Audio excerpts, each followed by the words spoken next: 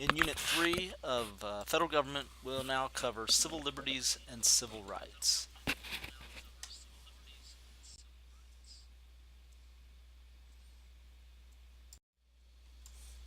Let's begin with civil liberties. Civil liberties are basically freedoms that we have as citizens of the United States that are guaranteed in specifically the Bill of Rights. But let's talk a little bit about the pre-Bill of Rights period in the United States history, and that includes the Articles of Confederation, which is the first government of the United States. When the Articles of Confederation were put together, and also during the Articles of Confederation period, which was that first period beginning in 1776 and going through basically 1787, most states, all the different states, had constitutional protections for certain rights of the people. These include um, freedom of speech, freedom of the press, the right to a fair and public trial, the basic stuff that we kind of take for granted now. The states already had those guarantees, documented in their own state constitutions, and they were pleased with that arrangement because they were able to protect their own liberties. But when the Articles of Confederation was thrown over for the new Constitution, it shifted a lot of power to the national government. And the great fear of the states was that their rights that they had protected um, within their constitutions would be overridden by this new constitution that would have supremacy. So the basic concern of the states was whether the national government would uphold the states' liberties that they already had documented within within their own state constitutions. Because part of the reason that they wanted to create a constitution and a stronger national government was to uh, be able to better prepare and better control for um, for protection of the states and the nation. Uh, so by 1787, the Constitution was ratified, but there were still states. And of course, we talked about the Constitution, how it was checks and balances and separation of powers and federalism and all those things that are supposed to prevent tyranny and protect the rights of the people in the states. But there were certain states that held out. The final ratification only required 9 states, and after the ninth state, there were 4 holdout states: New York, Virginia, North Carolina, and Rhode Island. And these states basically were uh, representing the anti-federalists and the states' rights people, whose point of view was, we need more protections. We need more uh, protections for the liberties of the people and the states from the power of this new national government. And so, through much compromise and much debate, the Bill of Rights was proposed in 1789 and finally passed and ratified in 1791. The Bill of Rights are basically the first 10 amendments to the Constitution, and it is basically here in those first 10 amendments that we find the uh, the basic protections of our liberties and freedoms.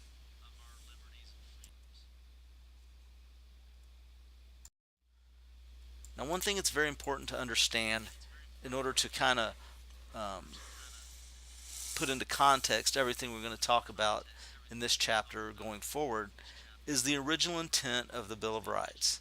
The original intent, all those things in the First Amendment that provide protection for freedom of speech, protection for freedom of the press, all those things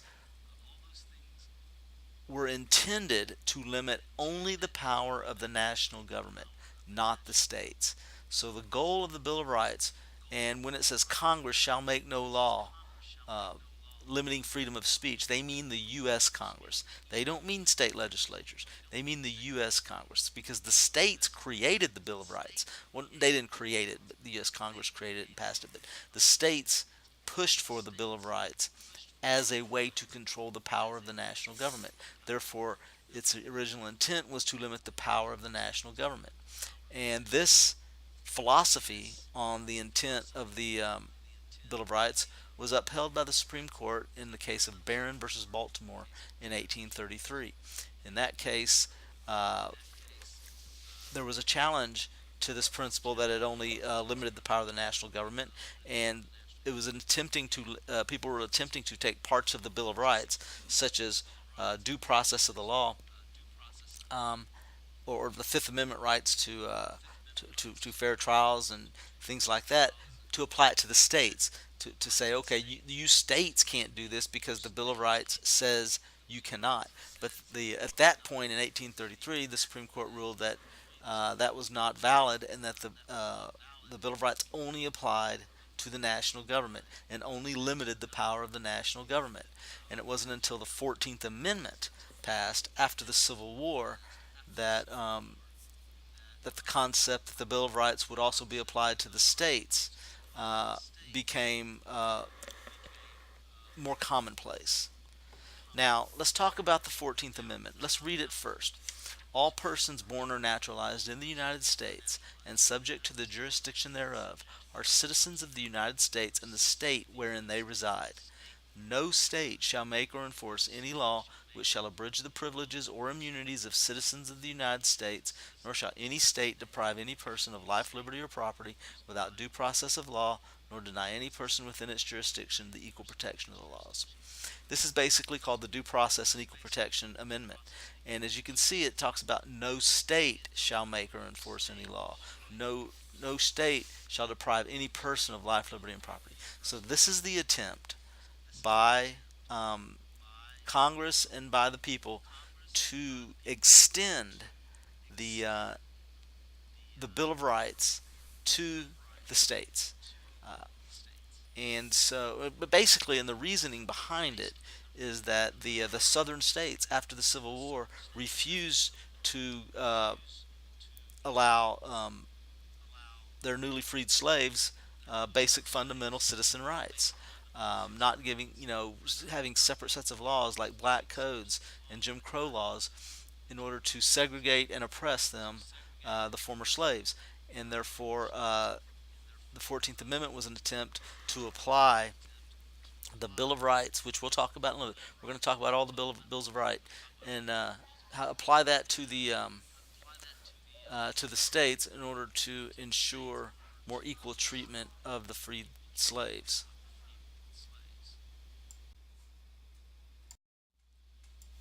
But in our political system, uh, the uh, the principles laid out in the 14th Amendment and the principles laid out in the Bill of Rights cannot be implemented into the states and cannot be applied to the states unless it is by a specific court case and a specific court decision by the Supreme Court.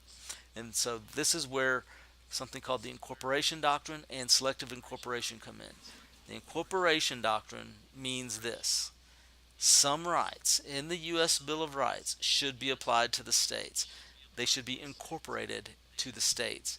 They should now be extended to the states. So the right to free speech, you know, the the original intent of the Bill of Rights was that the U.S. Congress cannot deny people freedom of speech.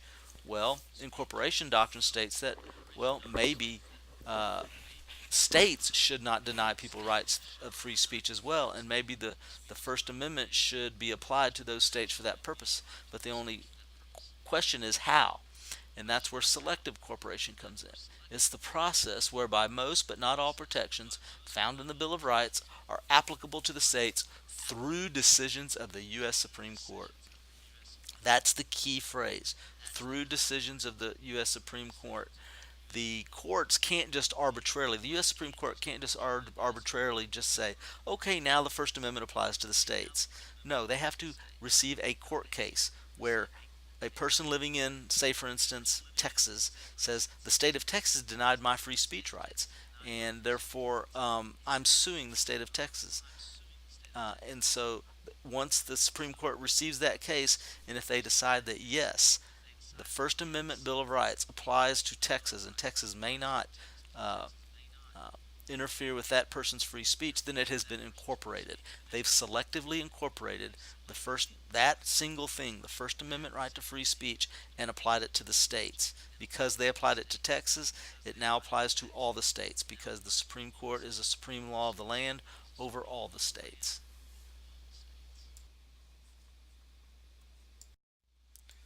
Now, basically, for the rest of this chapter, we're going to be covering all the amendments, or most all the amendments. We'll skip a couple of them because they really don't apply to today, and talking about what they mean and the cases involved within them. For testing purposes, you'll want to pay attention to the court cases that are discussed here, and know what they mean, know what part of the Bill of Rights and what amendment they apply to. So let's take a look at the First Amendment first. And you'll also, of course, need to know what's in each of the amendments, the important principles in each amendment. The First Amendment: Congress shall make no law respecting an establishment of religion, or prohibiting the free exercise thereof, or abridging the freedom of speech, or of the press, or of the right of the people to peaceably assemble and to petition the government for redress of grievances. There's a lot going on in that First Amendment, but let's first take on freedom of religion. They talk about two types of protections here: the establishment of religion and the free exercise of religion. And so these are called the Establishment Clause and the Free Exercise Clause. The Establishment Clause basically says that Congress, and this is just kind of a summary of it, Congress cannot establish a religion. The national government cannot establish a national religion. It cannot favor one religion over another, and it must allow religion, it must be religiously neutral. Now, the court case here well, there's two: Lemon versus Kurtzman and Ingo v. Vitale. But Vitale is the most important one. Ingo v. Vitale, 1962. And we always have to put these in historical context. 1962, we're in the middle of the Cold War, and there's this philosophical and ideological battle between, the capitalist, kind of Christian-dominated West in the United States versus the communistic, atheistic Soviet Union. So there's this fear that the Soviet Union will, have undue influence over the United States, and with that, communism. I mean, with that, their atheism would penetrate the United States. So, in Ingo v. Vitale, uh, a a court, not a court, I'm sorry, the New York State Legislature, a member of the legislature decided it would be a good idea to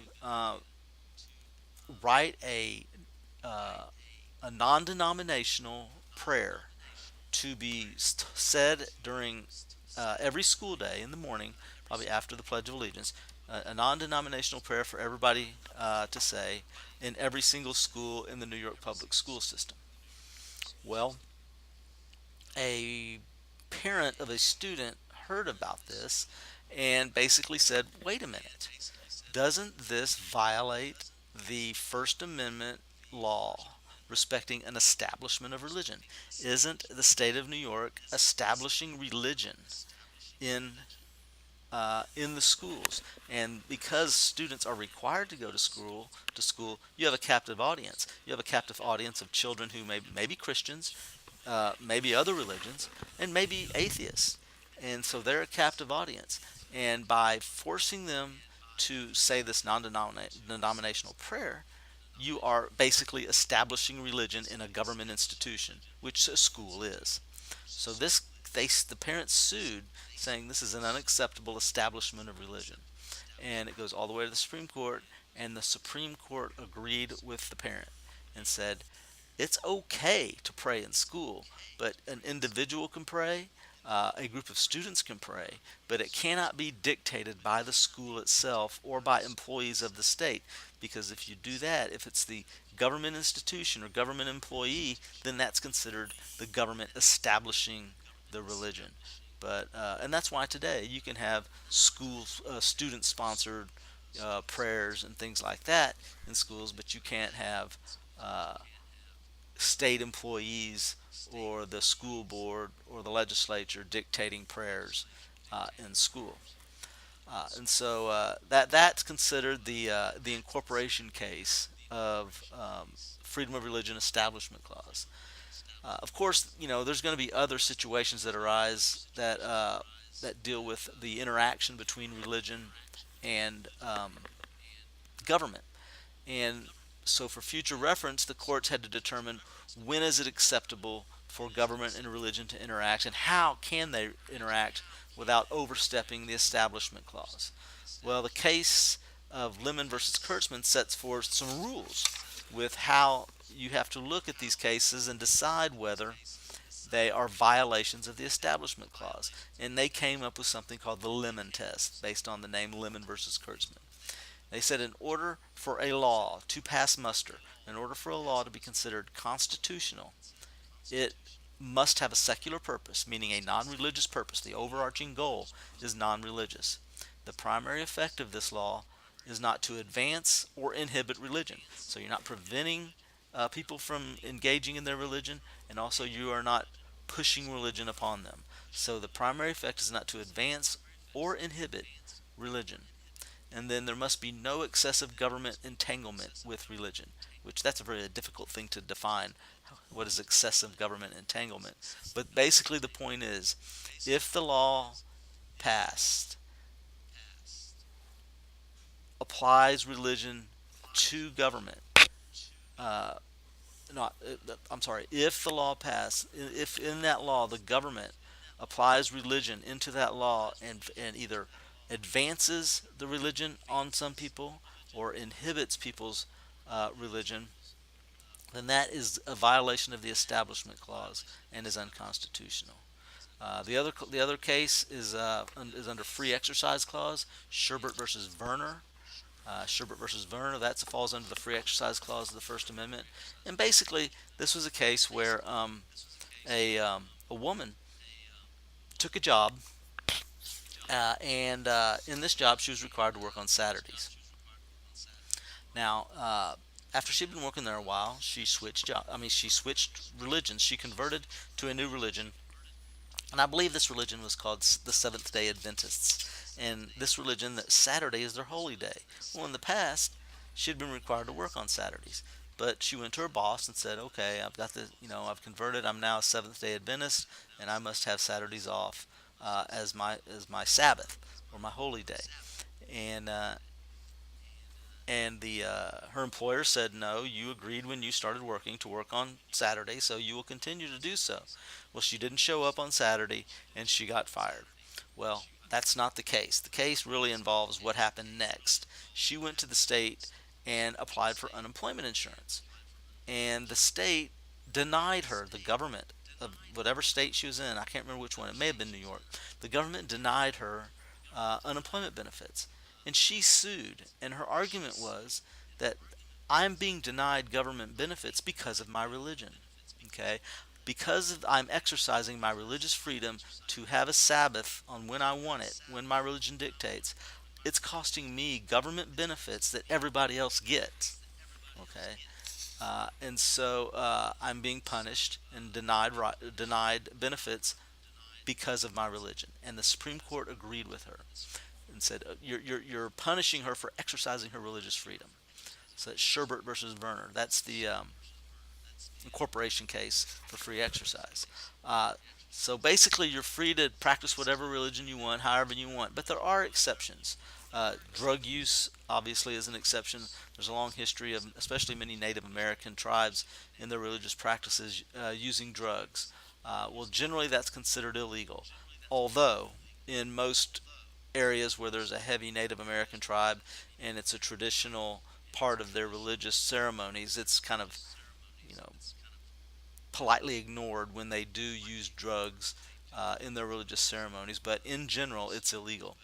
And also, government can require autopsies on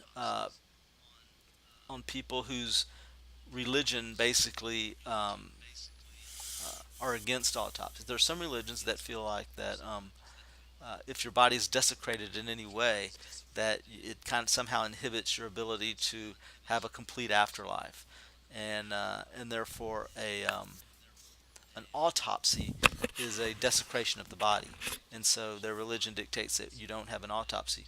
But the courts have ruled that out of safety of the community, it can force. They don't always do it, but they can force an autopsy on a person in order to protect society as a whole. Because if you just find somebody dead in the street, a young, healthy person is dead in the street, and they may be of a religion that doesn't allow autopsies. But the society needs to know why the why that person died. Was there a murder out there? Was he poisoned? Is it a disease? So there's a larger societal need.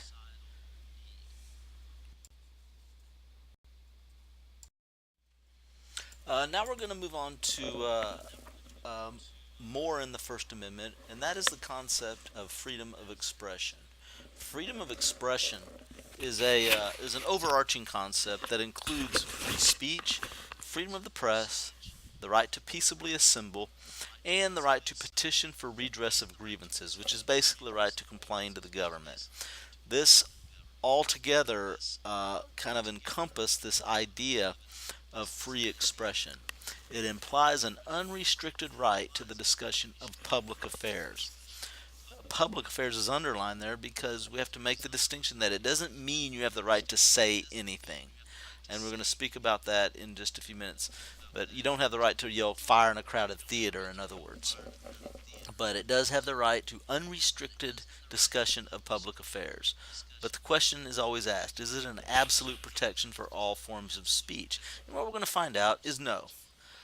So the first part we want to talk about is freedom of speech, and the first case we want to speak about is Schenck versus the United States. And let's go give a little short history lesson. 1919, we always want to put these things in historical perspective.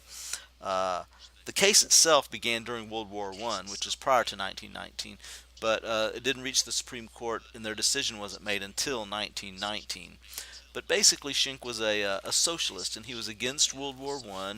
He thought it was a capitalist war for the benefit of the capitalists, and he tried to persuade people not to sign up for the draft, not to sign up for conscription, and to prevent them from joining. And explaining to them that this was a socialist war, and it was, they were just fighting to do the bidding of the wealthy capitalists. He was arrested for, treasonous activity, basically, undermining the United States government. And he was arrested and convicted of this. Well, he sued. He appealed to the appeals courts, and it reached the Supreme Court, where he claimed that his rights to free speech were violated. Well, in the end, the court convicted him and upheld the conviction. They did not overturn the conviction. But one of the important things about this case, and the reason we mention it, is that one of the justices, in their opinion, Oliver Wendell Holmes, set forth a standard. This was the first time a standard or a litmus test or a rule had been set forth to determine whether speech is acceptable or not acceptable. And these are his words. Are the words of such a nature as to create a clear and present danger that they will bring about the substantive evils that Congress has the right to prevent? So basically he's saying that you can speak freely about anything dealing with public affairs, wars, as long as you don't cross a line to bring about very bad things that Congress should have the right to prevent. And his argument is that by preventing, if he was successful in preventing everybody from enrolling in the Army and signing up for the draft, then the United States government would not be able to defend itself, and potentially in a war would cease to exist if they lost the war. And that's a substantive evil that Congress has the right to prevent. So the conviction was upheld, but now there's a standard. Now there's a line that people know kind of what it is and what they can and can't cross, and that is there a clear and present danger? Uh, is there a clear and present danger that your actions or your spoken words will create? If it is true that, if it is determined that there's a clear and present danger, then those words are not protected constitutionally.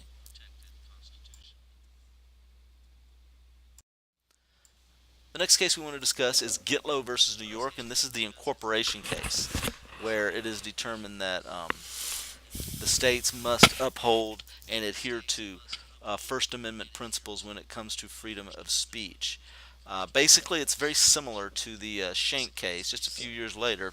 It was a time in our history when socialism was a popular, quite popular ideology as a challenge to the some of the destructive effects of capitalism. So anyway, Gitlow was a socialist, and he wrote a book or pamphlet really, and distributed this pamphlet that called for the overthrow of the U.S. system, of the capitalist system, and to replace it with a socialist system. So he's passing out these pamphlets telling people that this is what we need to do, and saying that this system of government that we have is bad, and here's why it's bad, and here's why the socialist system will work better. And he was arrested, of course, for treasonous activity. And so he appealed, just like Schenck did, upwards through the court system, and it reached the Supreme Court. And his challenge was, this is just free speech. I'm discussing public affairs, political parties, political points of view. That is public discourse. But once again, the conviction was upheld, and Holmes dissented. He said this is a wrong conviction because, he says, this there was no clear and present danger. These are just ideas. In Schenck, he argued that that person Schenck was immediately stopping people from signing up for the draft. That creates a clear and present danger. He said simply the expression of an idea, or even a suggestion that this government should be overthrown, that's acceptable speech because it's simply an idea. And he argued that the due process of law clause of the 14th Amendment applied to the protection of free speech. So states, people who live in states can be protected from laws by the states that govern their free speech or that limit their free speech. So Gitlow versus New York, the Incorporation case of free speech. Now, a few years later, well, about 24 years later, I take that back, 44 years later, we're in a whole new historical era. We're in the middle. You got to think about our historical context. 1969, that is, the middle of Vietnam War, the middle of the counterculture movement, all kinds of things going on, the civil rights movement. And in the case of Brandenburg versus Ohio, the state of Ohio convicted a Ku Klux Klan member of basically going around threatening a race war. He was going and giving speeches and asking the newspapers to show up, and he would declare that all of these new civil rights laws and all these new laws being put into place were nothing but stirring up nothing but trouble and creating divisions within society, and that eventually there would be a race war. And he actually called for a race war to begin. He was convicted of inciting violence and inciting a riot because he was calling for this race war. So he sued and said, what about free speech? Don't I have a right to express these ideas or these criticisms of our current laws? And the Supreme Court at this time, of course, it's a different time in our history, agreed with him. They agreed, and they said, by arguing that there will be a race war, there is no clear and present danger. They said threatening speech is protected unless it is directed to inciting or producing imminent lawless action. So the new standard, really, to replace clear and present danger, is producing imminent lawless action. And the argument with him is, just by saying there's going to be a race war, he is not producing imminent lawless action. Now, if he had said, okay, everybody, let's go get our guns and let's go start this war, then he's crossed the line. Then he has produced imminent lawless action. So at this point, they're giving a little more latitude for unpopular speech, for speech that is threatening, and also speech that is goes against the norms. And really, if you think about it, that's what all First Amendment rights are there for, to protect the unpopular things, the unpopular speech, the unpopular religion, the unpopular person. Finally, we have symbolic speech. Symbolic speech is just basically that, symbolism. It's something that replaces the actual words, but it supposedly means the same thing. It's a symbol of the words. And the case here is Tinker versus Des Moines, ISD. This is during the Vietnam War, 1969, and the school, Des Moines ISD, had a rule in place that you couldn't wear anything that kind of showed your displeasure for the Vietnam War. Well, and some students wore some anti-war armbands, some black armbands that represent or symbolic of mourning, you know, Vietnam troops, and so they wore these anti-war armbands to school. And these students were suspended from school, and because they caused a disruption because during this war and during any war really, if you have anti-war protesters, people that oppose the war, you're always going to have pushback from pro-war advocates. So this caused disturbances in the class, disturbances in the school, and so the students were suspended. Well, they argued free speech, that I'm just making a political statement, and I have the right to do that, and the Supreme Court agreed with them, and they overturned the conviction. And one of the quotes from one of the Supreme Court justices is really one of my favorites. But he said, to justify letting these people speak and try, and showing kind of the ridiculousness of trying to limit people's opinions, he said, especially in school, he said, any word spoken in class, in the lunchroom, or on the campus that deviates from the views of another person may start an argument or cause a disturbance. But our Constitution says we must take that risk. What he's saying is that any and everything we say could make somebody mad and cause a fight. So do we outlaw all of that? Do we outlaw everything that maybe angers somebody else? He said no. He said our Constitution protects our right to make other people angry because it protects our right to say what we think is important and to express our views.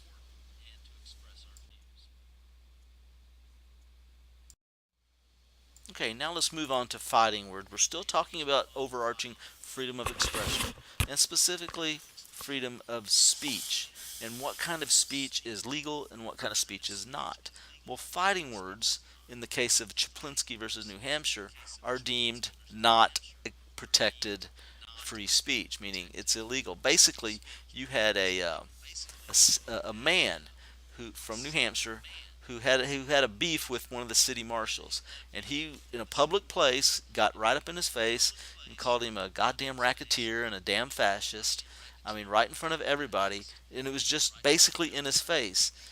He was arrested for you know, disturbing the peace, inciting a riot, something like that, and he was arrested. He went appealed all the way to the Supreme Court, and he argued that it was his arrest was a violation of his right to free speech. Calling this person these names, he said, was protected free speech. Well, the Supreme Court basically disagreed. They said there are no protection for words that inflict injury or tend to incite an immediate breach of peace. No ideas are conveyed. Basically saying you can't just get in somebody's face and try to get a rise out of them to start a fight. That is that's not free speech. That is just simply trying to start a fight. But they pointed out that it's okay to provoke groups of people with similar words. So he could talk to a group of people and say, all city marshals are this, or all of you are this, fascist or a racketeer or whatever. And that would be acceptable speech because you're making a statement about a public issue, groups of people. But just starting a fight with an individual person is not protected free speech. And this case will lead to this next case, Cohen versus California from 1971. Once again, 1971, it's during the Vietnam War. There was a student, not a student, I'm sorry, a young man who walked into a California courthouse with a jacket that printed on the back of the jacket were the words, "Fuck the draft, stop the war." He was arrested for disturbing the peace, for inciting, anger or whatever, probably disturbing the peace, I would think, uh, because of this statement on his jacket. He was arrested and convicted. He appealed his conviction all the way to the Supreme Court, and the Supreme Court overturned his conviction. They overturned his conviction, and going back to the Chaplinsky case, talking about you can provoke groups but not individuals, that jacket and the statement on that jacket was a political statement about what he thought about the war, and it was directed at no one in particular. It was a statement directed at whoever happened to read his jacket, but it was a no one in particular. Uh, and so that is protected free speech. So that is kind of the line they draw at this point with free speech. There's a lot of things you can say in general to a general group of people, or just standing on the street corner, that you can't say in somebody's face to try to get a rise out of them. Now, another area of freedom of expression that has been challenged in courts is this idea of obscenity. What is obscene? Something that is morally repulsive to some people, and there are some legal hurdles with regard to trying to figure out how the court should rule on issues of obscenity. The main one is to try to define obscene. What does obscene mean, and who gets to define it? Because uh, in reality, what is obscene to some people may be art to somebody else. What is an obscene book to somebody may be a beautiful love story. And so, and the statue of David, which shows the body of a naked man, may be obscene to some people, but it is considered art by a large group of people. So, who gets to define what is obscene? And the Supreme Court has tackled this a few times, but basically, it's come down to their Miller versus California case, which kind of set the definitions forth for local governments to be able to kind of figure this out for themselves. But they basically say this, and this definition in Miller versus California is kind of hard to fathom too, because some of these words are difficult to define themselves. Basically, you look at three things to determine whether something is a is obscene or not. Basically, is the work, be it artwork or a movie or a book or photography, is the work taken as a whole, or does the work taken as a whole appeal to the prurient interest, or basically the base interest, the most base morally or sexual interest of the person? Two, does it portray sexual conduct in a patently offensive way? Now, trying to define patently offensive is kind of difficult because, once again, people have different standards. And who gets to choose? And does the work lack serious literary, artistic, political, or scientific value? The key word here is artistic, because most people who do create sexually explicit movies, books, images, they say, this is my art, this is what I do, this is my creation, my artistic creation. So, so basically, in today's society, there really is nothing is considered so obscene that people will get arrested for producing it or showing it in a private setting or whatever. There's your limits to what you can do publicly, but nobody's going to arrest you for making a movie with sex in it, or writing a book that describes sex. Now, that begs the question, what is illegal? Is there anything that is illegal under the obscenity laws? And there is. And that is real photographic or video portrayal of child pornography or child sexual exploitation. Real photographs or real video.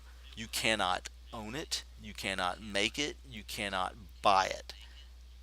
Because just the act of buying it encourages people to make it.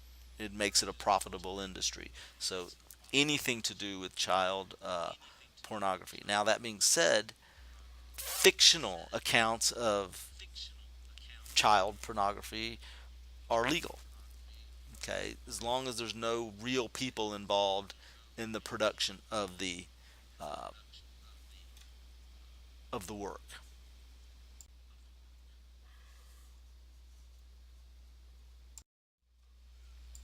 Now let's talk freedom of the press. Now, freedom of the press is under that umbrella of freedom of expression. It's this idea that you're able to discuss public affairs. And of course, the press is the preeminent uh, avenue for discussing public affairs.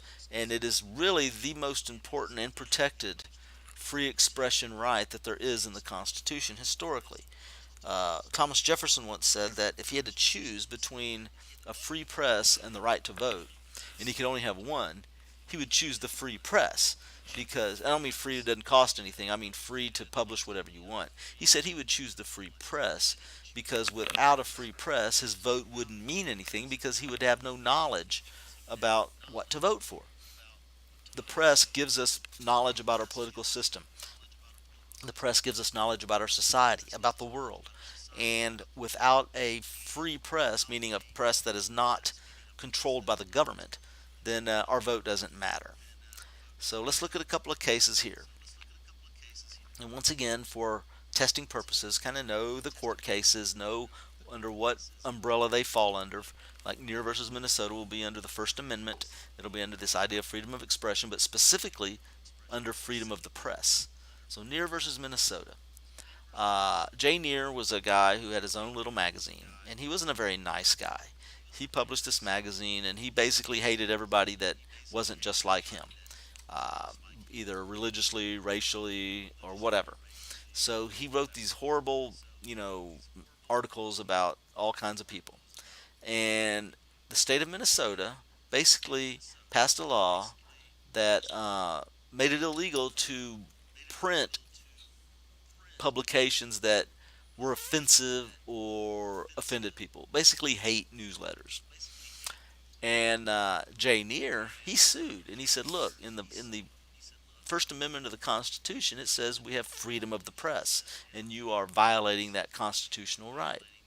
Well, the Supreme Court, this appealed all the way to the Supreme Court. The Supreme Court ruled in Neer's favor, and he said, "Look, just because people publish things that are unpopular, that people don't like, that people offend, that offends people, that doesn't give us the right to shut them down. That's setting a slippery slope to be able to shut down anything we don't like for any reason."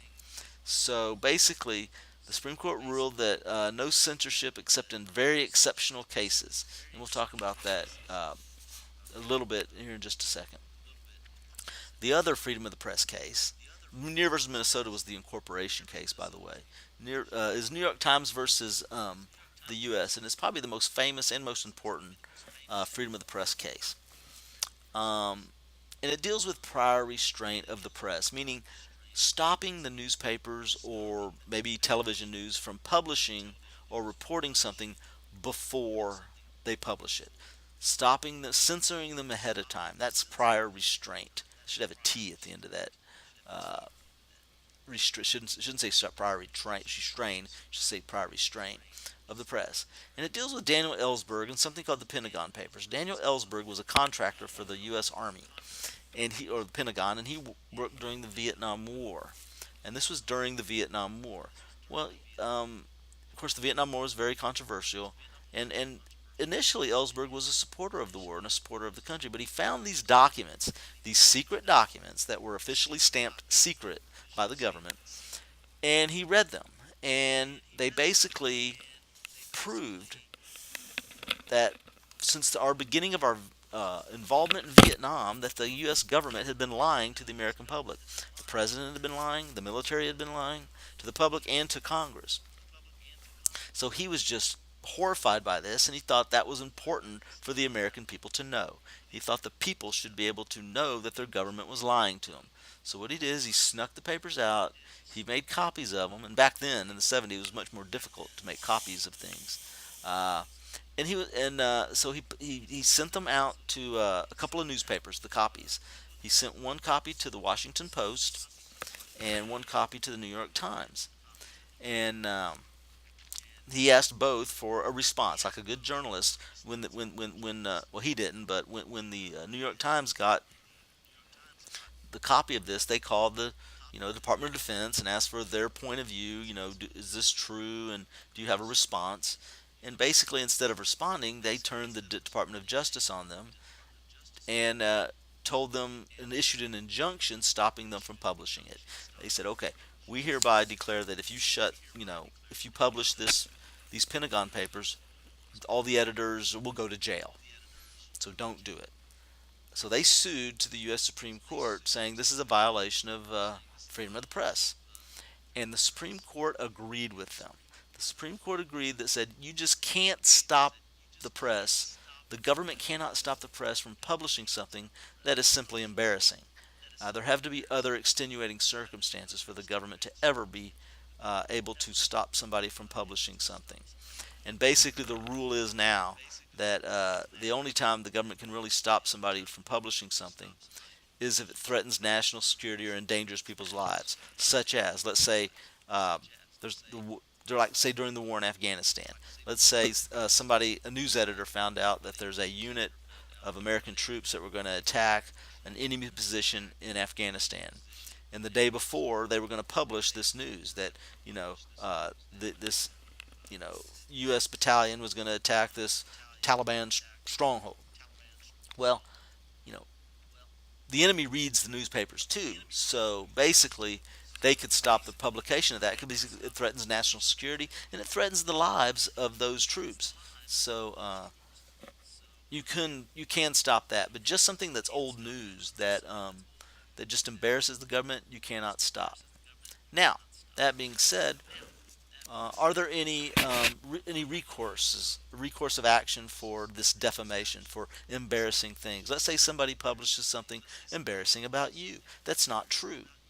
Let's say somebody's mad at you, and they have a website with a blog, or they have a little newsletter that they send out, and they decide they're going to destroy your reputation by publishing false information about you. Well, you can't stop them ahead of time, even if you know they're going to publish it, and you tell the police they're going to publish something, that's a lie about me, and it's going to ruin my character. It's going to cause me problems at work. You can't do anything about it ahead of time. But what you can do is sue them afterwards. If they have written something that defames you, and it is not true, you can sue them for libel. If they speak something verbally that defames you, defames meaning ruins your reputation, and is not true, you can sue for slander. So libel is written defamation, and slander is spoken defamation. Now, if you can sue anybody every time they publish something that is false about you, I would think that famous people probably would be suing all the time. If you think about it, when you stand at the grocery store checkout, you look at those magazines like the National Enquirer and others like that. The a lot of that stuff is not true. All these things about people having affairs or drug addicts or on their deathbed or whatever. Uh, so why don't these famous people like Kim Kardashian or whoever else? Why don't they sue every time somebody publishes something that's wrong about them? Well, that's because there's a separate standard for public figures. Public figures are people who live their lives and have their livelihood out in the public's view all the time. So you're talking about politicians, actors, musicians, sports figures. These kind of people are public figures. And basically, in order to be able for a public figure to sue for defamation, they have to prove actual malice and knowledge of falsity. Knowledge of falsity is a very difficult thing to prove. Actual malice means their intent was to defame.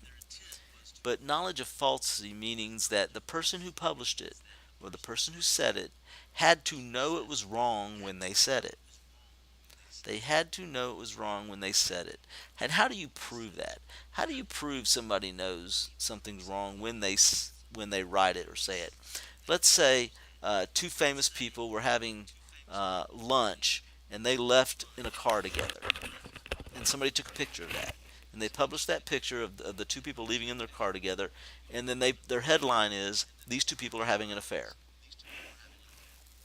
Okay, it may not be true. They may both be married to different people, but the fact that they're leaving in a car maybe implies that they might be having an affair. So they published that.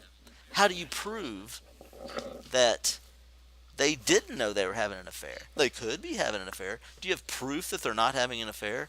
Well, no. So that makes it very difficult to prove falsity of statement, to prove they knew it was false when they said it. And so that's why it's very difficult for public figures to sue for defamation, for libel or slander.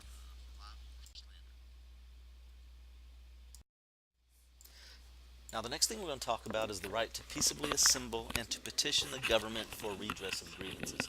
This is basically the right to complain and protest actions of the government, or complain or protest about the government. And generally, these aren't very controversial, and generally, they're relatively uncommon. But they're probably the most controversial during times of war. There's a ongoing, constant debate in the history of all nations, I guess, on whether it's appropriate to protest, in times of war. Because there are those that say, well, if I disagree with the war, it is my right as a citizen in a democratic society to protest. Others say, well, you don't protest, wars because you should support the soldiers. And there's this constant, argument, and maybe both sides have a point, I would think. But anyway, so it is this right to peaceably assemble, and this peaceably is one of the key words here. You don't do it violently. So basically, this right uh, is defined as government not being able to prohibit peaceful political meetings and cannot brand as criminals those who organize and lead such meetings. Basically, you can complain, protest, you can have a political party, even if it's an extreme or radical political party, as long as you are not doing anything illegal. Okay, if you're not doing anything illegal and you're just sitting around talking, discussing politics, political views, you cannot be branded as criminal, and you cannot be interfered with. Of course, history has shown us that government does interfere with these types of people. Government does, although they, you know, they find ways to couch it in other reasons to harass groups that they don't like, far left or far right political groups. The civil rights movement, there was history has shown us that the FBI was secretly spying on the civil rights movement and other groups within the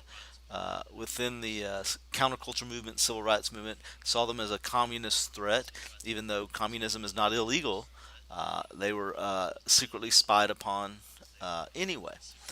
So non-traditional groups, any groups that align themselves with more radical ideas, tend to be targets of government, uh, even though, according to the Constitution, they should not be unless they're committing some illegal act. Uh, Recently, the issue of free speech zones has come up. And free speech zones I find to be an interesting kind of an oxymoron, because if it's a zone, that means there are limits to it, and therefore it is not completely free. And so a free speech zone is basically a limited area where you may speak. Uh, Beginning post 9/11, um, under the presidency of George W. Bush, there were a lot of anti-Bush protesters, regarding the wars, plus regarding, the the, uh, the circumstances surrounding his election in 2000. A lot of people protested every time he gave a political speech or a speech in front of the public. Well, the Secret Service began rounding up, or screening everybody that came through to be at the speeches, and they would take people that looked like they might be protesters, that maybe had an anti-Bush T-shirt or some signs or something, and they would remove them from the location of the speech and put them in a fenced-in area, maybe 2 or 3 blocks away from the speech, and say, "Here, protest here. You have your free speech rights in this fenced-in area." That's not really free speech, and that's not the point of the rights to free speech and peaceably assemble. The rights exist so you can let the people know your displeasure. And if you have displeasure with the president, be it George Bush, be it Barack Obama, whoever is the president, you want your right to be able to be heard, and you don't want to be, put away behind a locked cage, basically, and told you can protest here, even though nobody can hear you. College campuses have also implemented free speech zones to uh, limit more controversial displays by maybe student groups. Uh, And that's controversial as well for me, especially because I believe that the college campus, of all places in this nation, that should be the place that's most open to a free exchange of ideas and the expression of even the most radical and or controversial ideas. Of all places, they should be allowed on college campuses because that's where we go to learn boundaries and to understand and critical think about all the issues of the day and consider every possible point of view, every possible opinion.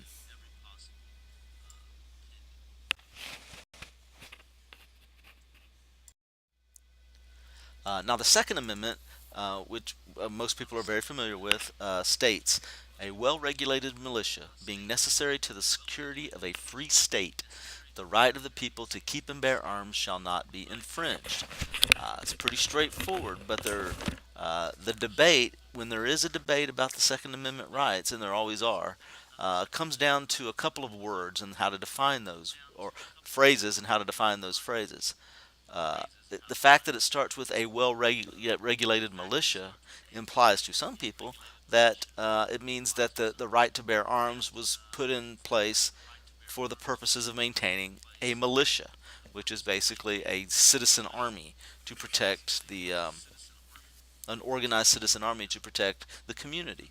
Uh, Others argue that no, at the time it was written, all people, or all men at least, all men between the ages of 16 and 50 were required to be part of the militia and do regular militia training, and therefore they had to have guns, and therefore basically the law says that everybody has a right to own a gun because everybody was in the militia. So that was kind of the debate. I think that debate, of course, has been put to rest, and we'll talk about that in a minute with this court case, Columbia versus Heller. Uh, but anyway, the purpose of the Second Amendment was the founders' distrust of standing armies. They wanted these colonial militias to be armed in order to protect themselves uh, against the crown, and then later they wanted the state militias and local state militias to be armed to protect themselves against what they saw potentially as a powerful or tyrannic national government. Because when they created the Constitution, they created this new, more powerful national government, and they wanted to ensure that the national government could not limit the right of the people to own their weapons. And nobody really argued about the right to bear arms until the 1930s, and it was during this period, during the era of Prohibition, during the era of a lot like Al Capone's and gangs, that weapons became an issue because some of the more advanced deadly weapons like Tommy guns and things like that got into the hands of the criminals. And so the first law regulating gun ownership was the National Firearms Act, which was targeted at gangs, organized crime, people like Al Capone, limiting their ability to people's ability to own certain types of weapons. And that was really the only law that of any note that was passed. Then in 1994, the Brady Bill was passed. And the history behind the Brady Bill is you go back to the 1980s, and I believe it was 1986, where there was an assassination attempt on President Ronald Reagan. And while he was shot, but he recovered and survived. His press secretary, his name is James Brady, he was shot as well, but he did not completely recover. He ended up being paralyzed and had a lot of future problems. And anyway, his family, once the investigation was done and they caught the shooter and they did some investigating, basically this shooter uh, that shot President Reagan and James Brady had just walked into a store, uh, Walmart or something, and just bought a gun that same day and went and he had mental illness. There was documented mental illness in his history. He walked into a gun store, bought a gun, went and shot President Reagan.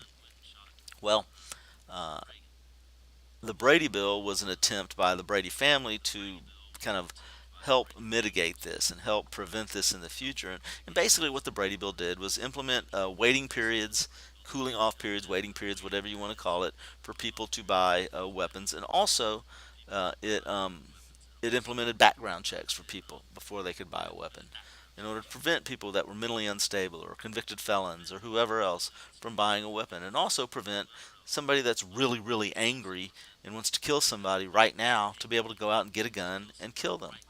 Uh, so that was the Brady Bill. Uh, Clinton, under Bill Clinton's presidency in the 1990s, there was passed a ban on assault weapons for private ownership that has since expired. Then the most recent major Supreme Court case regarding gun ownership was District of Columbia versus Heller, where the Supreme Court had to decide, based on this lawsuit and this case, whether it is a citizen's right to own a gun, or that old question: is it only for the purposes of militia and community or local self-defense? And the Supreme Court ruled in this case that it is an individual's right to own a gun. So basically, all of you that are worried that they're going to come take your guns, that's probably not going to happen, because the Supreme Court and Congress have both. Well, the Supreme Court has ruled that it is your right to own a gun, and Congress would not do it because they would all get unelected, and the president wouldn't do it because he would get challenged from Congress and the Supreme Court. So uh, your guns are safe.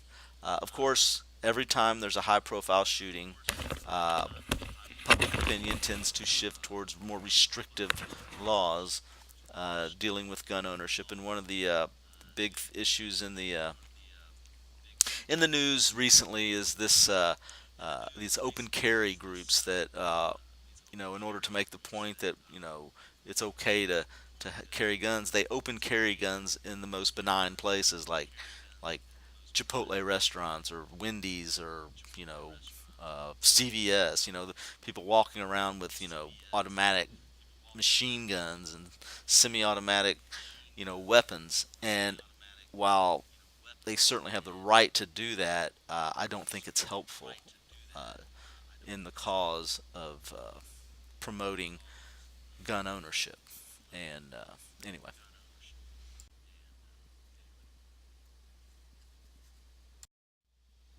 Now, the next thing we're going to talk about are the rights of criminal defendants. We're going to skip the Third Amendment because it really is not relevant today.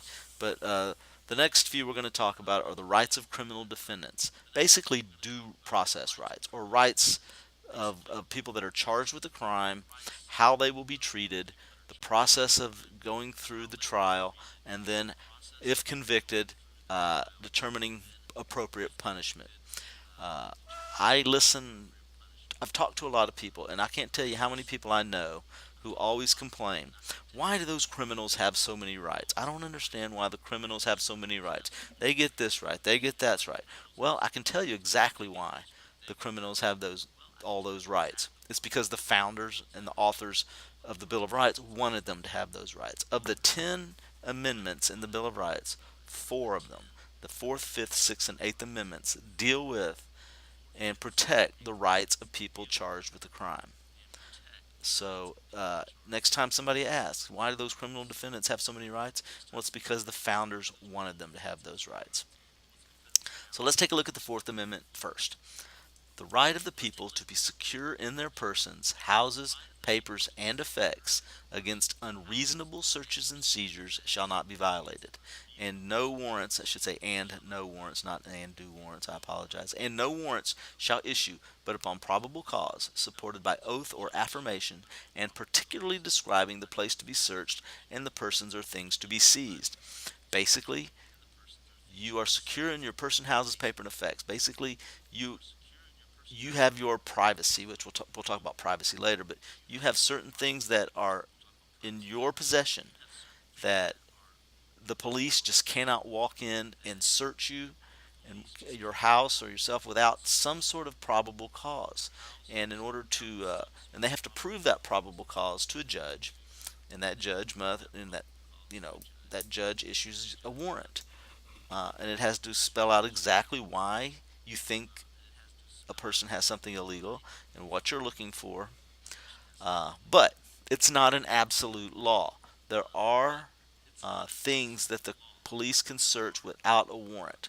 The court interpretation of the Fourth Amendment allows the search of, without a warrant, persons arrested. So if they arrest you for some other thing, they have the right to pat you down, check your pockets, in case they don't make sure you don't have a weapon on you. So that's perfectly acceptable without a warrant. They can search things in plain view or control of a person. So that's why it's okay for them when they walk up to your car, they can look in and out of, in the floorboard and the back seat, because those are things that are in plain view or control of the driver. And more controversial, but still allowed at this point, are checkpoints, like random checkpoints for DWI, things like that, where there's no probable cause to stop somebody to see if they're drinking, yet they have a checkpoint where everybody has to stop to be checked to see if they have been drinking. So that, many people have questioned the constitutionality of checkpoints, but the Supreme Court, at this point in time at least, has upheld that they are legal and do not violate the Constitution. Other issues, thermal imaging. That's, thermal is heat, so there are thermal imaging devices that detect heat, and it's an unconstitutional, illegal search if you just randomly place a thermal imaging gun on a house to see how hot it is inside, because that can determine whether they are, doing something illegal. They have a meth lab, or they, growing marijuana, whatever. But you cannot just randomly do thermal imaging on a house and use that as justification for going into the house or for getting a search warrant, because that by using the thermal imaging gun, you are actually searching inside the house itself with that gun without a warrant. So it's unconstitutional. Drug testing, uh, that is a debate in the news recently.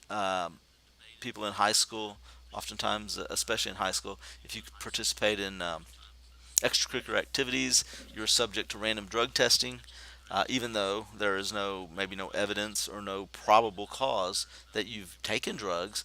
The fact that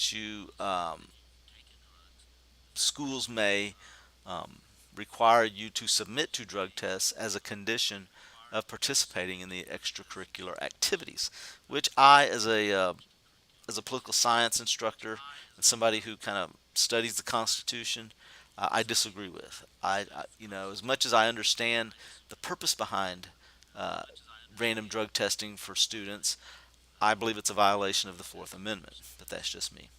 And more recently, data mining by the NSA. You're supposed to be securing your person's houses, papers, and effects. That means your correspondence as well, the people you talk to, your emails, your phone calls. You know, and now the NSA, the National Security Agency, in our quote unquote war on terror, have been uh, getting more and more involved in data mining, which means just culling random information or random emails and looking for keywords and things like that and trying to find terrorists. But what they're doing basically is they're searching all of your emails and all of your correspondence without a warrant. And people argue, and myself included, that that's a violation of your Fourth Amendment rights. And this really began, of course, post 9/11, terrorist attacks, war on terror, began in the Bush administration, and it continues through the Obama administration, and neither one were inclined to put a stop to it. So, data mining by the NSA, it still continues, probably in another secret um, format or secret way.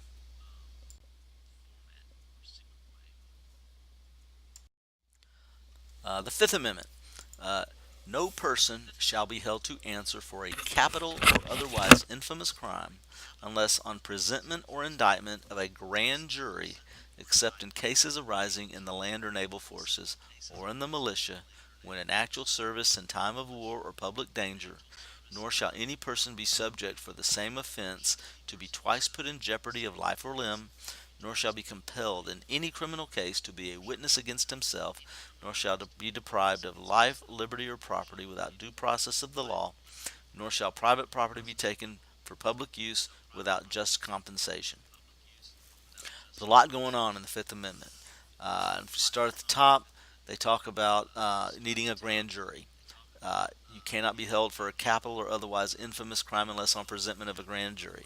Basically, this is put into place as a protection against unscrupulous police action or unscrupulous government action. A grand jury is a jury of citizens who basically, it's not a traditional jury like a petty jury that sits in on a trial.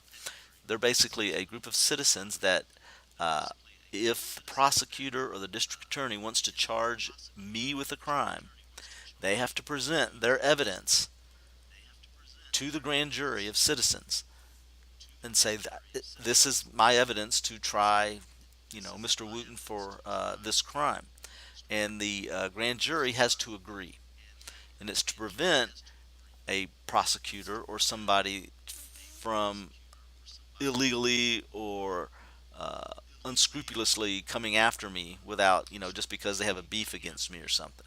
So the grand jury, of course, except in cases arising in the land or naval forces or times of war. So basically, what the Fifth Amendment says is these things don't really apply oftentimes in times of war. In times of war, we have a new set of rules. And we're going to talk about that also, because now that we're in the never-ending war on terror, does that mean the Fifth Amendment is irrelevant? Um, because we are constantly, according to the definition by uh, past and current presidents, we are constantly at war. Um, Anyway, nor shall any person be subject to the same offense to be twice put in jeopardy. That's double jeopardy. Um, that means once they convict you or once they acquit you of a crime, a specific crime, they cannot try you for that exact same crime again. Now they might be able to try you for a related crime, or they might be able to try you in civil court as opposed to criminal court, which we'll talk about when we talk about the judiciary later. But you can't you can't try somebody twice for the same crime. That's why if they arrest a serial killer who's killed like 10 people, they never try them for all 10 murders at the same time, because if they don't get a conviction because of some technicality or whatever, well, they can't retry them. So what they will do is they will try them for one of the murders, and if they don't get a conviction there, well, they've got 9 more that they can try him for. So double jeopardy.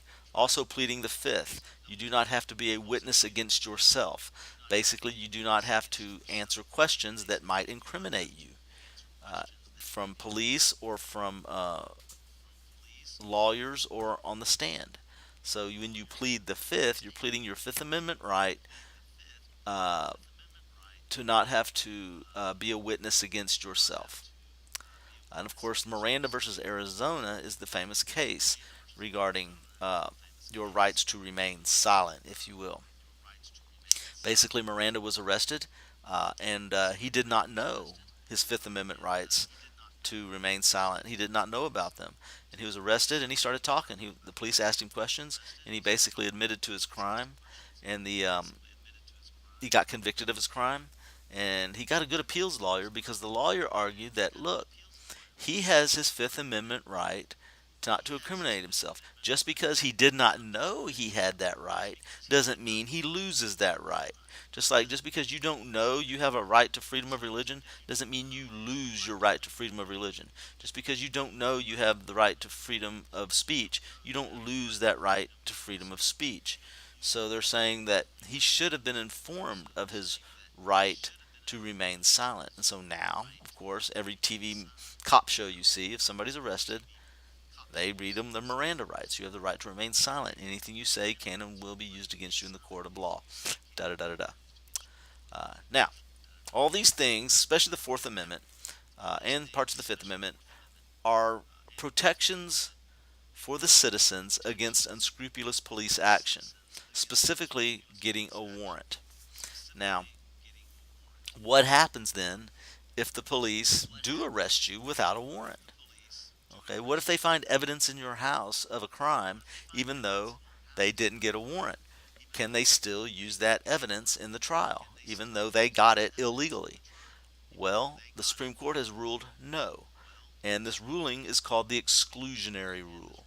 The exclusionary rule is a judicially created rule. That means the Supreme Court just decided that this is what the Constitution means, and this is a rule that is implied in the Constitution, and it prohibits the use of illegally obtained evidence in trial.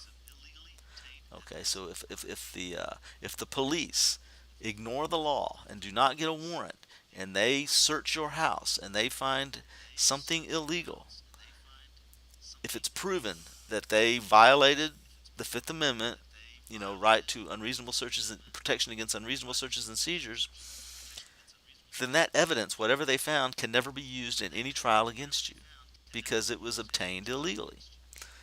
And it is a protection for the citizens, of course, and it's also to make sure that the police follow the rules.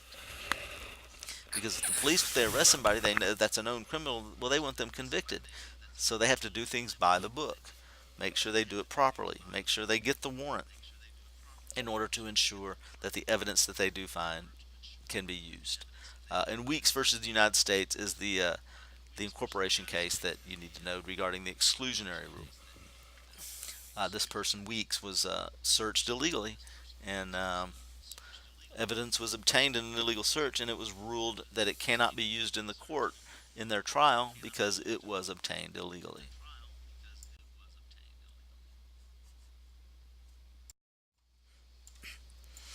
In the Sixth Amendment, it reads, "In all criminal prosecutions, the accused shall enjoy the right to a speedy and public trial by an impartial jury of the state and district wherein the crime shall have been committed, which district shall have been previously ascertained by law, and to be informed of the nature and cause of the accusation, to be confronted with the witness against him, to have compulsory process for obtaining witness in his favor, and to have the assistance of counsel for his defense." Basically, if we take it piece by piece, the speedy and public trial basically just means you can't throw somebody in jail and leave them in there without actually giving them their trial. Also, once they get their trial, it must be a public trial. There are some exceptions to this, specifically military tribunals sometimes, and things dealing with national security. But for the most part, all trials must be public, and that is guaranteed in the Constitution to ensure fairness and to protect against the government kind of railroading people through the judicial system. Also, it must be an impartial jury of the state and district wherein the crime shall have been committed, meaning you can't send them somewhere else for their trial. It must be where the crime was committed, which also gives them a jury of their peers. Uh, excuse me, and you must be informed of the nature and cause of the accusation, meaning you have to be told why you've been arrested and why you are in jail or why you're going on trial. They just can't arrest you without cause. And then to be confronted with the witness against him. That means you get to cross-examine the witness. If a witness accuses you of something, then you have the chance or the opportunity to question that witness, to confront that witness, and to ask him questions. Also, to have a compulsory process for obtaining witnesses in your own favor, meaning that not only the prosecution can get witnesses to try to convict you, you can get witnesses for your own defense. And then finally, to have an assistance of counsel for defense, meaning you can have a lawyer. The case I want you to know here about the lawyer, at least, is Gideon versus Wainwright. Gideon versus Wainwright. Gideon was a kind of a troubled person who was down on his luck, didn't have any money, and he was charged with and convicted of a major crime, and he was sent to prison. Now, he did not have a lawyer when he was stood trial, because at that time, that last sentence in the Sixth Amendment about obtaining or having the assistance of counsel, that statement meant that they could not stop you from getting a lawyer. It did not mean you were guaranteed a lawyer. And so he couldn't afford a lawyer, so he didn't have a lawyer, but he was convicted. And then when he was in prison, he did like a lot of prisoners, went to the library and started reading up on the law and things, and he found the Sixth Amendment. And he said, wait a minute, what this means to me is that I am guaranteed a lawyer. And so he began writing briefs, legal briefs, in pencil and on paper to the Supreme Court, arguing his case. And he kept writing and writing and writing, and finally the Supreme Court decided to hear his case, and they agreed with him. And that is why now, if you are arrested, you you are guaranteed a lawyer.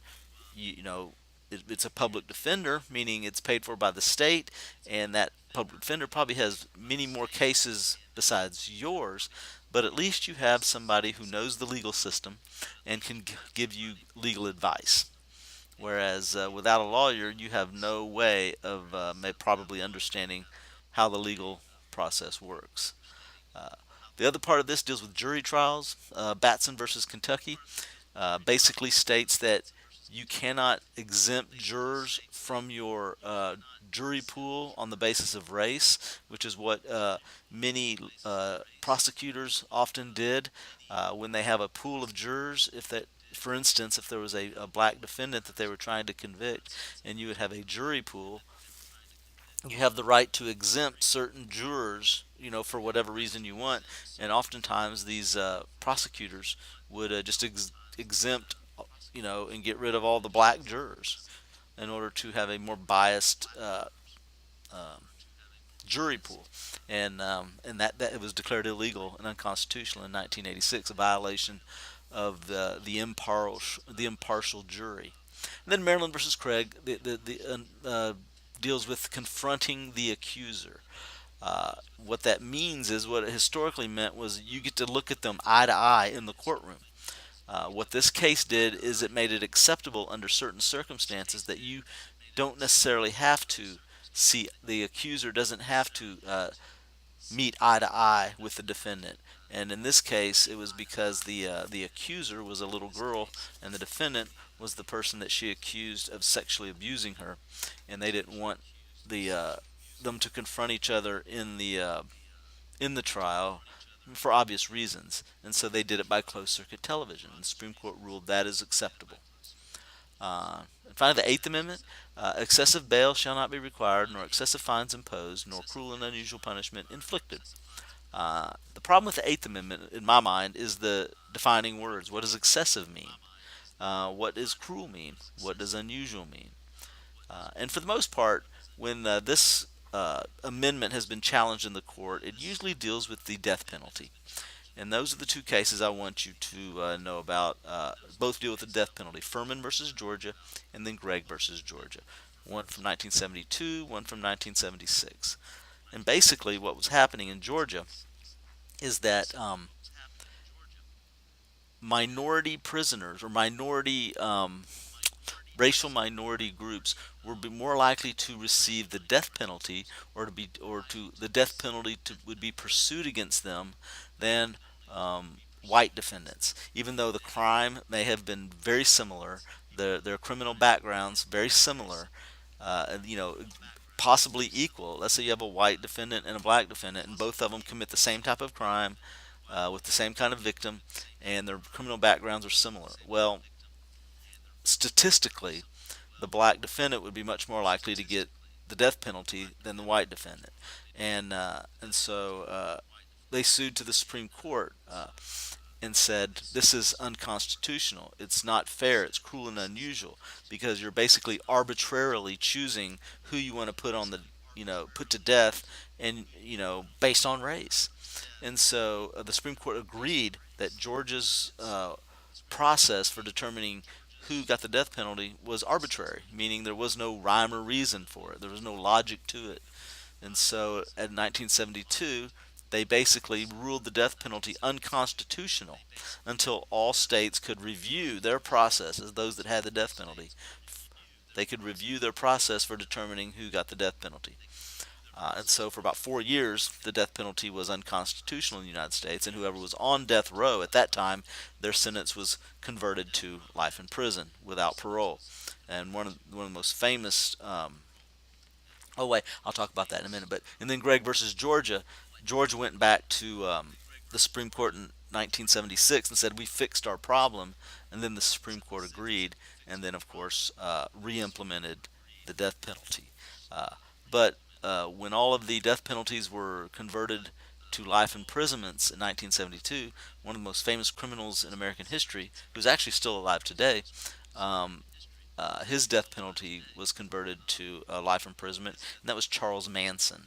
Charles Manson, who is, of course, famous for murdering actress Sharon Tate in a drug-induced ritual killing.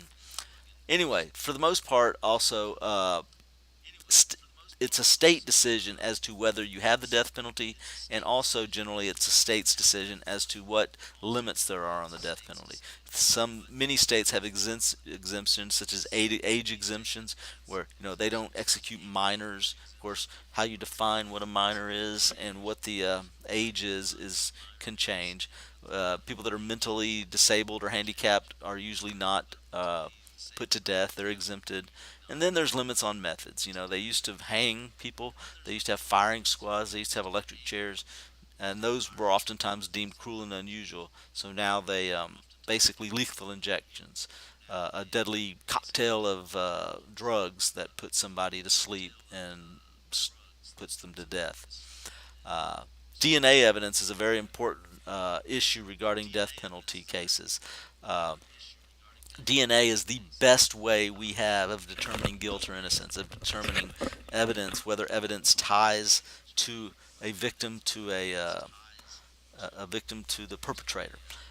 And we've seen in the last few years many death penalty um, convictions overturned because the evidence was tested by DNA, and it ruled out the person that had previously been convicted for the crime.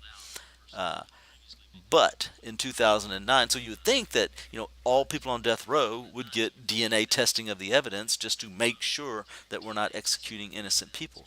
But in 2009, the court ruled that there is no constitutional right to DNA testing. So there are still people on death row today who who may be innocent, but there is no they can't afford DNA testing, and therefore there is no way to actually use the best methods available to determine their guilt or innocence.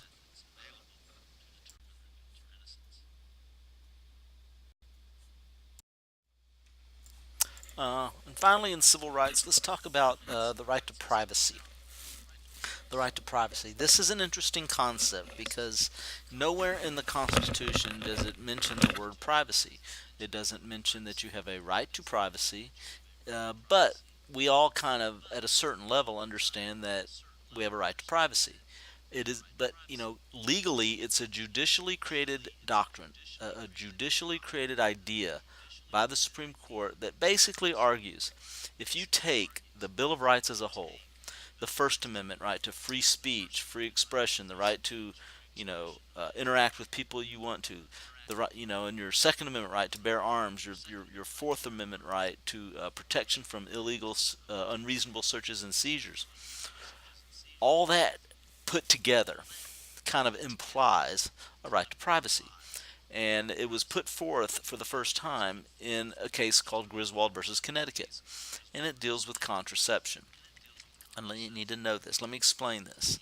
The right to privacy precedent was put forth in Griswold versus Connecticut, 1965. Connecticut had a law on the books in 1965 that made it illegal for anybody to buy or sell contraception, meaning birth control pills, condoms, whatever type of contraception that was preferred, and it was illegal. Even married couples were barred from, purchasing contraception. Well, the Griswolds sued this couple, a married couple, and basically their argument was that by denying us the right to purchase and use contraception, you are basically dictating to us that we must have children. That you are dictating to us and controlling our own reproduction. The government is controlling a couple's reproduction, is their argument, and they said that is a violation of our own personal rights, our own privacy, and our own ability to determine whether we want to have children or not. We should be able to have sex and not have children. And by denying us the right to contraception, you're forcing us to have children potentially every time we have sex. And the Supreme Court agreed, and they created this concept, excuse me, of the right to privacy. That there's a certain sphere of your personal life that the government has no right intruding upon, and it's put forth in that Griswold versus Connecticut contraception case. And that leads us to the next case, which is Roe versus Wade, which was a 1973 case that deals with abortion. Now, in this case, a woman from Texas sued because Texas had very, very strict abortion laws, made it almost impossible to get an abortion.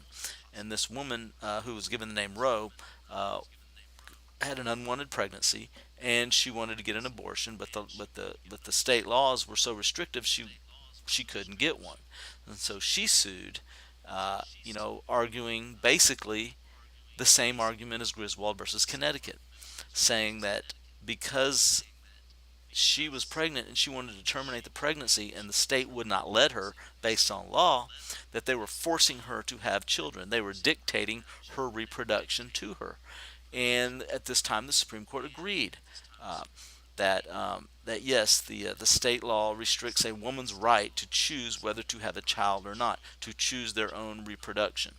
And so Texas law was overturned, uh, and uh, and it made it easier nationwide for women to get an abortion. So if anybody asks that the right to an abortion, or not, take that back, the Roe v. Wade, which is the Supreme Court case that made it the legal right of a woman to get an abortion, is based on the right to privacy. So that's be good to know for testing purposes. Now, another one is Bowers versus Hardwick and Lawrence versus Texas. These two cases deal with private sexual conduct between consenting adults. In these cases, though, talking about homosexual sexual conduct. In Bowers versus Hardwick, the Supreme Court ruled that states could um, make homosexual conduct, sexual conduct between two consenting adults, illegal.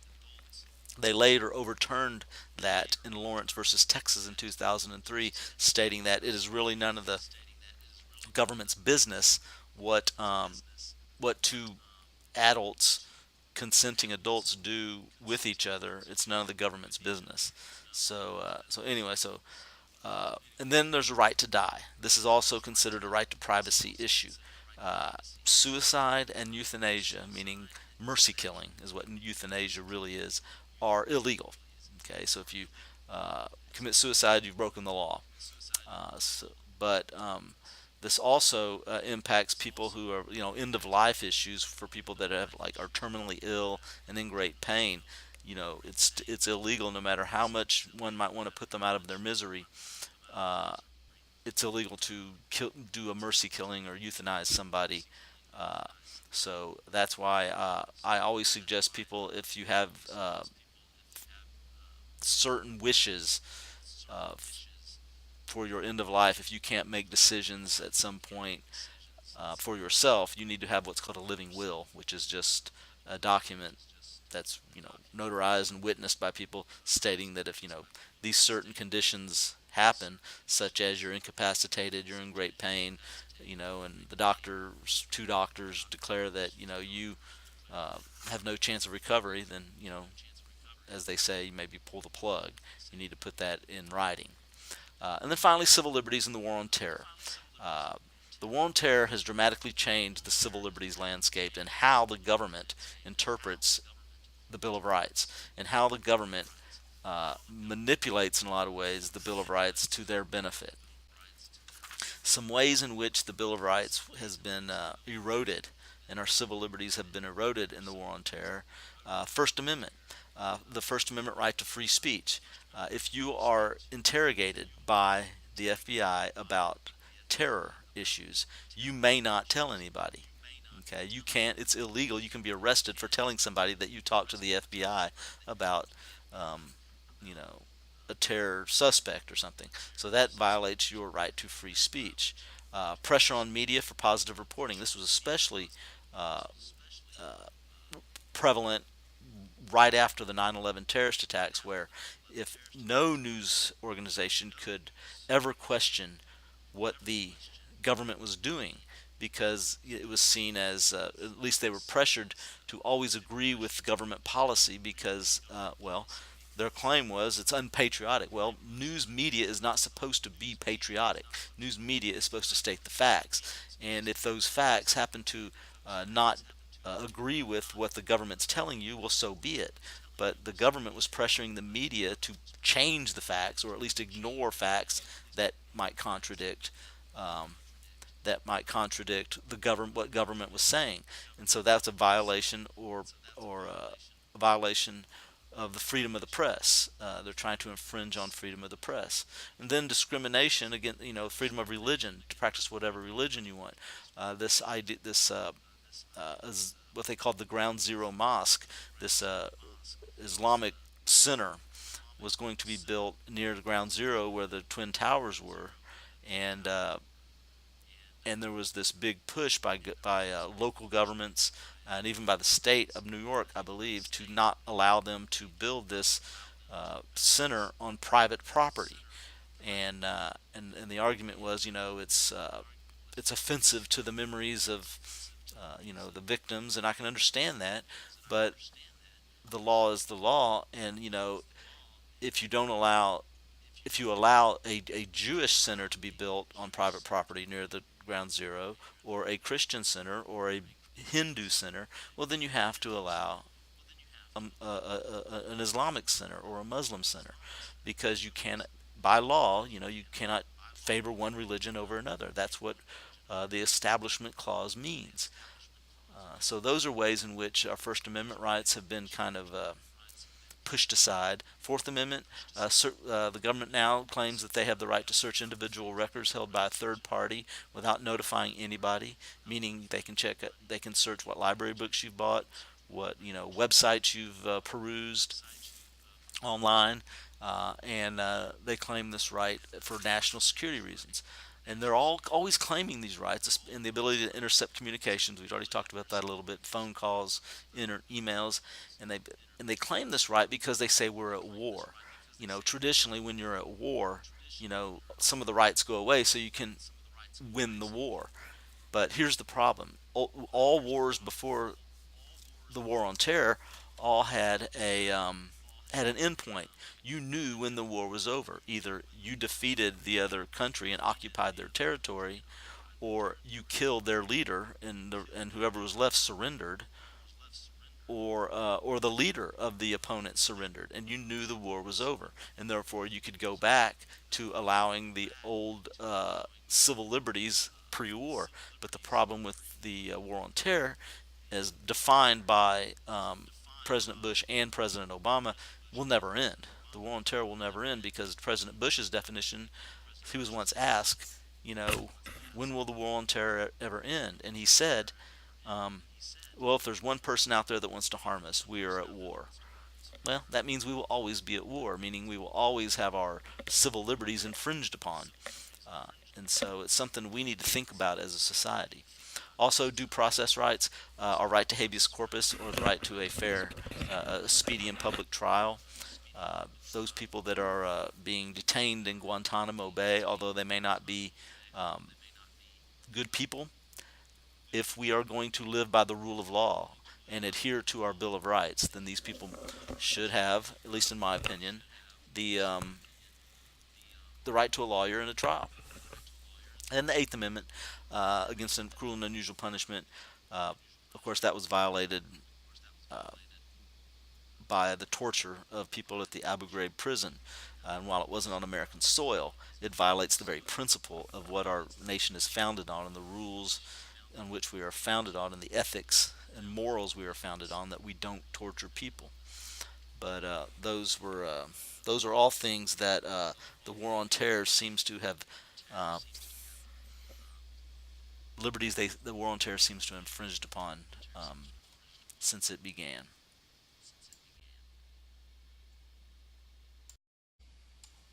Now we're going to talk about civil rights.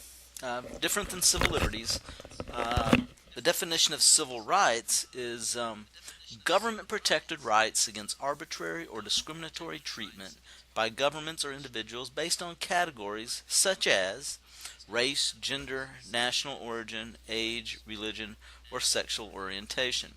Basically, it's discrimination just based on arbitrary characteristics of people that really do not have any other impact.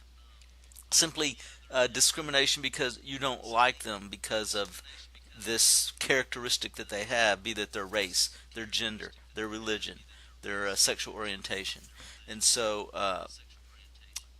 what civil rights does, it protects these people that might be arbitrarily discriminated against because of one of these characteristics, whether you're old or whether you're of a different religion or whether you are white, black, Hispanic, Asian descent, male or female.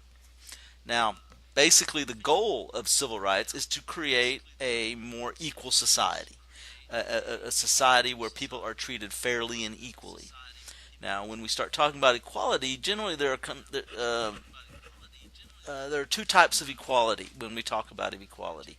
There's equality of opportunity, which is not um, controversial at all. Most people believe in equality of opportunity. And then there's equality of outcome. The PowerPoint says outcome of outcome, but it should say equality of outcome. And this, we'll talk about a little later, is a little more controversial. It's equality of opportunity means basically everybody, there are no undue or arbitrary barriers to people succeeding in our society. So everybody has a chance. That's public schools are a perfect example of promoting equality of opportunity because anybody can go to school, learn how to read, learn how to write, learn how to do math in the public school system. Now, what you do with that once you learn that, or whether you work hard to master the skills of reading, writing, and math, that's up to the individual. But the opportunity is there. In other societies and in American society, not more than maybe a century or two ago, if you didn't have the money to pay for school, you didn't get to go to school. So that was a barrier to people making the most of their gifts. They did not have the opportunity to learn, and therefore did not have the opportunity to succeed. Uh, uh, so just given the opportunity, that's what doesn't ensure that people are going to all end up very smart. It doesn't people ensure that people are all going to end up very successful, but it gives them the opportunity. Now, quality of outcome means that it just means the society or the government tries to ensure that people are more equal regardless of their abilities, regardless of their what they bring to the table. Um, Now, early government civil rights action, meaning the earliest attempts by the government, the U.S. government specifically, to protect the rights of certain people or to create more equality. Well, the first legislation was banning the slave trade in 1808. You're trying to limit the number of people that are going to be brought to the United States and enslaved. So that is an attempt uh, to create, if not a more equal society, but a less unequal society. But this didn't really matter, even though the slave trade was banned in 1808. By 1820, black persons in America made up 25% of the population. Uh, Now, of course, as the new states entered the Union, there was more discussion and more argument and more debate over the issue of slavery because many of these new states, as we moved westward, wanted to be slave states. Of course, when you create a new state, you create senators that go into Congress, and these senators would be pro-slavery senators. Of course, as you create new northern states, they're going to be free states. So um, they're going to be, maybe anti-slavery senators.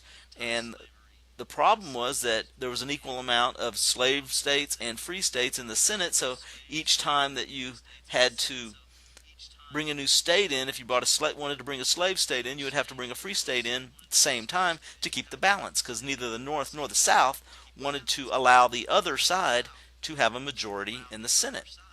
And they had to do this every time a new state come in. To resolve this, they they implemented the Missouri Compromise of 1820, which basically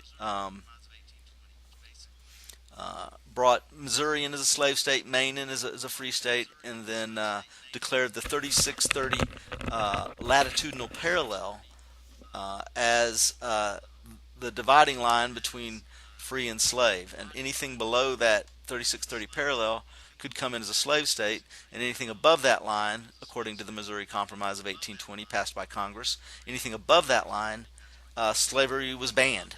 Slavery was outlawed.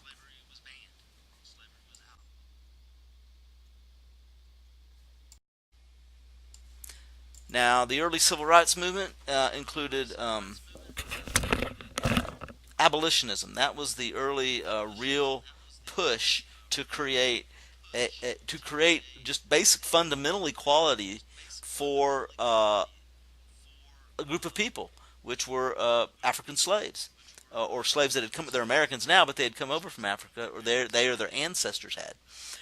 And the earliest abolitionist, at least the earliest very vocal and very successful abolitionist, was a guy named William Lord Garrison, who published an unabashedly anti-slavery magazine called The Liberator. And he basically said when his first issue, that my goal is absolute abolition as soon as possible. And this was a very radical idea at the moment, at this time in the early 1800s. He also established the American Anti-Slavery Society, which had upwards of 3, 4, 500,000 members by the late 1830s. So abolitionism as a civil right, citizenship as a civil right for all people, uh, was really gaining momentum here.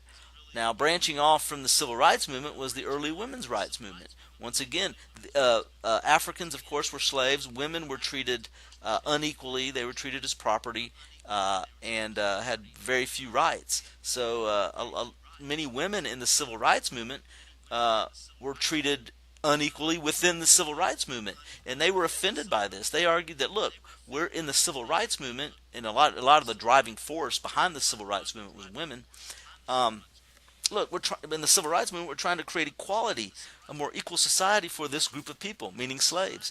And even within this group that's trying to create equality, we're being treated unequally. They weren't allowed to. Women were not allowed to give speeches. Oftentimes, they were not allowed leadership positions. So they broke off basically and started their own equality movement, and it was the early women's rights movement that branched out of the civil rights movement. It was led by Elizabeth Cady Stanton and Lucretia Mott, and their first meeting was that's a mistake too. 1848 in Seneca Falls, New York. Okay, they had a convention in 1848 in Seneca Falls, New York, and this is considered the beginning of the modern women's rights movement. They passed resolutions criticizing contemporary laws regarding women, laws that limit their ability to own property, to get a divorce, to get an education. They criticized their standing in religious institutions where they, for the most part, weren't allowed to have any positions of power. But they one considering this should tell you how radical the idea of women getting the vote. Resolution calling for suffrage failed to get a unanimous vote. There were actually women who think it was a good idea for women to vote at this point. So these two things are happening early on as far as civil rights.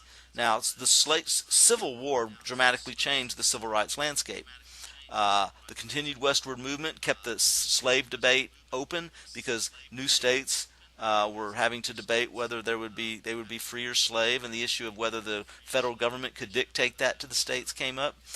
Publication of a book called Uncle Tom's Cabin by Harriet Beecher Stowe stirred the pot as well.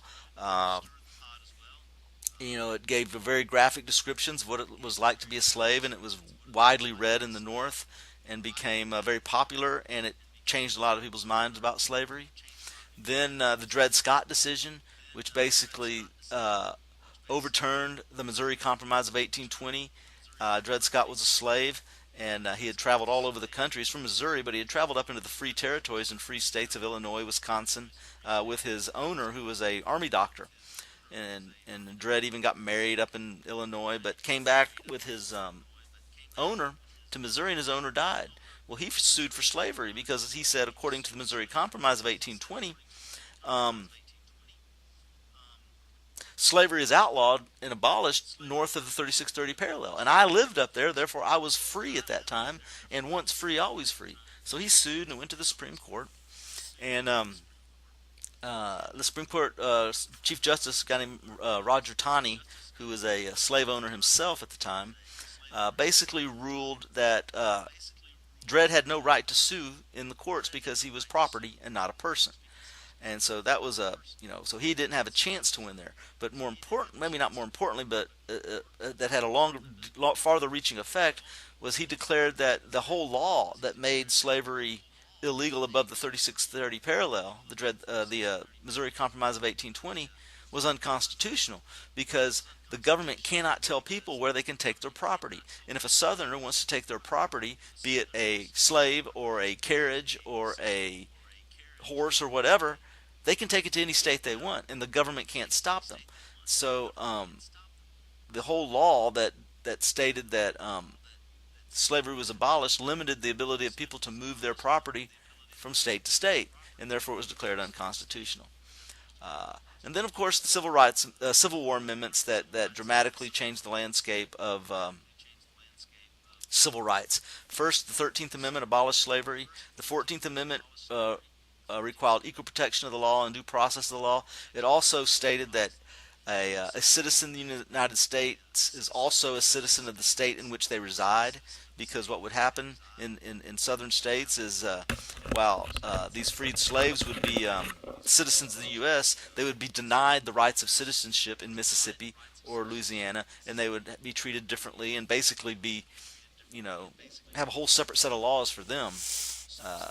So the 14th Amendment was an attempt to rectify that. And then the 15th Amendment attempted to give the freed male slaves the right to vote, which, of course, that was the southern states attempted to block that in many different ways, which we'll talk about later.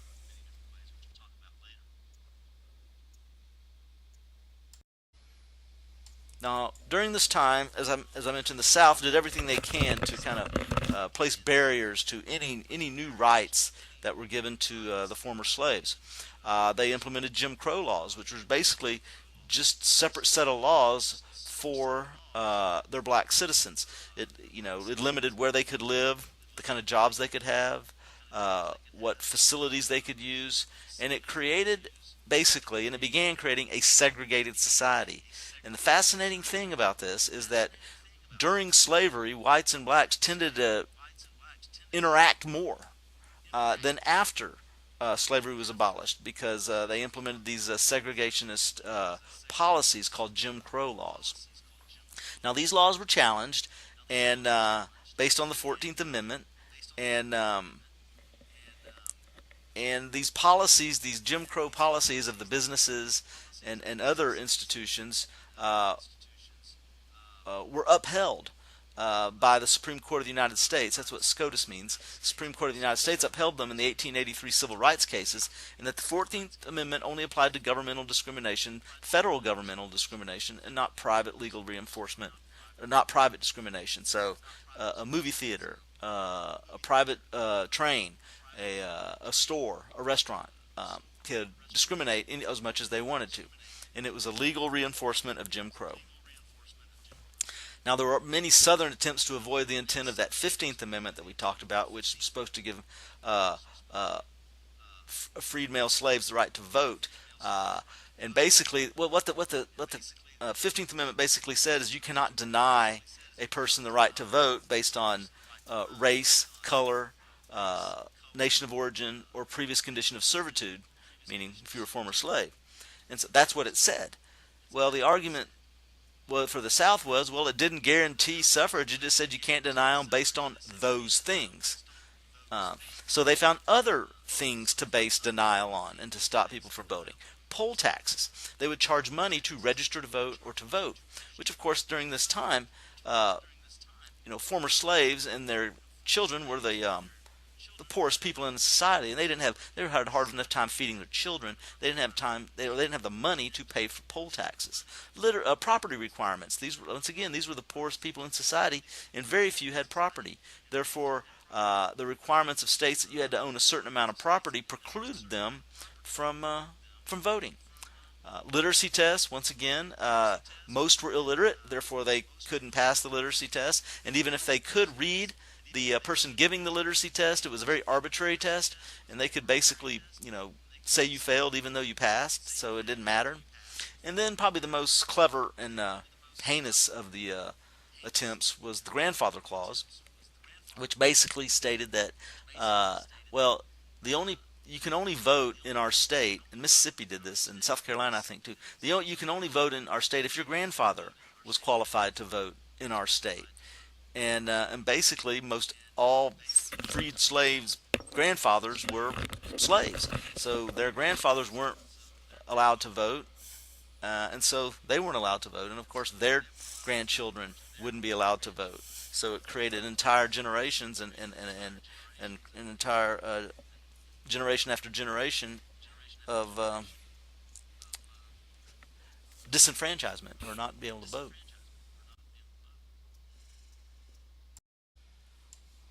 But by the 1890s, we had entered a new.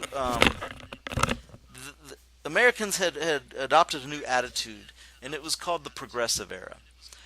And the Progressive Era was basically an attempt at reform. Now, since the Civil War and Reconstruction up through the 1880s, the focus of the United States and the focus of national government and state governments and the media had been on the plight and the problems of uh, black Americans, um, former slaves, and their children and grandchildren. But the progressive era started focusing on different things, and sadly, the plight of African Americans got put on the back burner, and so the progressive era started focusing on other issues of equality and fairness in our society, issues of child labor, women's rights, monopolies, companies who dominated entire industries, corruption in government, voting for immigrants, not just for African Americans, but for other types of immigrants and for women. The high point of the progressive era, of course, was the 19th Amendment, passed in 1920, which gave women the right to vote. For testing purposes, you would want to know what the 13th Amendment did, the 14th Amendment did, and the 15th Amendment, as well as the 19th Amendment. So the plight of African Americans became secondary to these other issues for this during this progressive era. Uh, and also during this progressive era, the Supreme Court did their part in making it more difficult for African Americans to get a fair shake, because in the court case of Plessy versus Ferguson, they reinforced segregation and made it really the law of the land by declaring a precedent called separate but equal. And basically, the story goes that this guy named Homer Plessy, who was 1/8 black, but legally in Louisiana it made him legally black. He was going to challenge the law in Louisiana that required segregated rail cars. So trains, you had your trains for black Americans or black riders and trains for white riders. Well, he was going to challenge this, based on the 14th Amendment. And so he got on the white car, rode, he was arrested and fined and, convicted and all that. And then he appealed his conviction through the legal process up to the Supreme Court. And the Supreme Court basically said, well, here's the deal. Those trains, each car starts at the same place, goes the same speed, and ends at the same place. And so while you may be in a separate car, they are actually equal. And equal segregation, if segregation can supply equal accommodations, then segregation is okay. Separate but equal is okay. And of course, this made the South very happy because it reinforced their Jim Crow policies of segregation, and it gave segregation the weight of a Supreme Court decision. So it was a low point for the civil rights movement for African Americans during this period. But it was about this time too, right after Plessy versus Ferguson, that the NAACP was formed, the National Association for the Advancement of Colored People, and its stated goal was to overturn Plessy versus Ferguson. They realized that they could not. It would be very difficult. They would try, but it would be very difficult to lobby the elected branches of government to do it, because if you are elected to Congress in the South or a state legislature, you are not going to keep your seat if you vote to give blacks more rights. So they were going to try to do that, but they knew that wouldn't be successful. So they would use the legal system, suing in court, which is supposed to be blind. Justice is supposed to be blind, racially blind, gender blind, religiously blind. So their attempt was to use legal efforts to overturn Plessy, and they started with higher education, suing states because uh, black students did not have the same graduate school opportunities and college opportunities as white students. So there was no separate but equal, because there were no separate but equal higher institutes of higher education for African Americans. The NAACP Legal Defense Fund was created, and it was run by a man named Thurgood Marshall to help argue these cases in court. Thurgood Marshall, of course, a little bit of trivia, will be the first black member of the U.S. Supreme Court. Brilliant lawyer.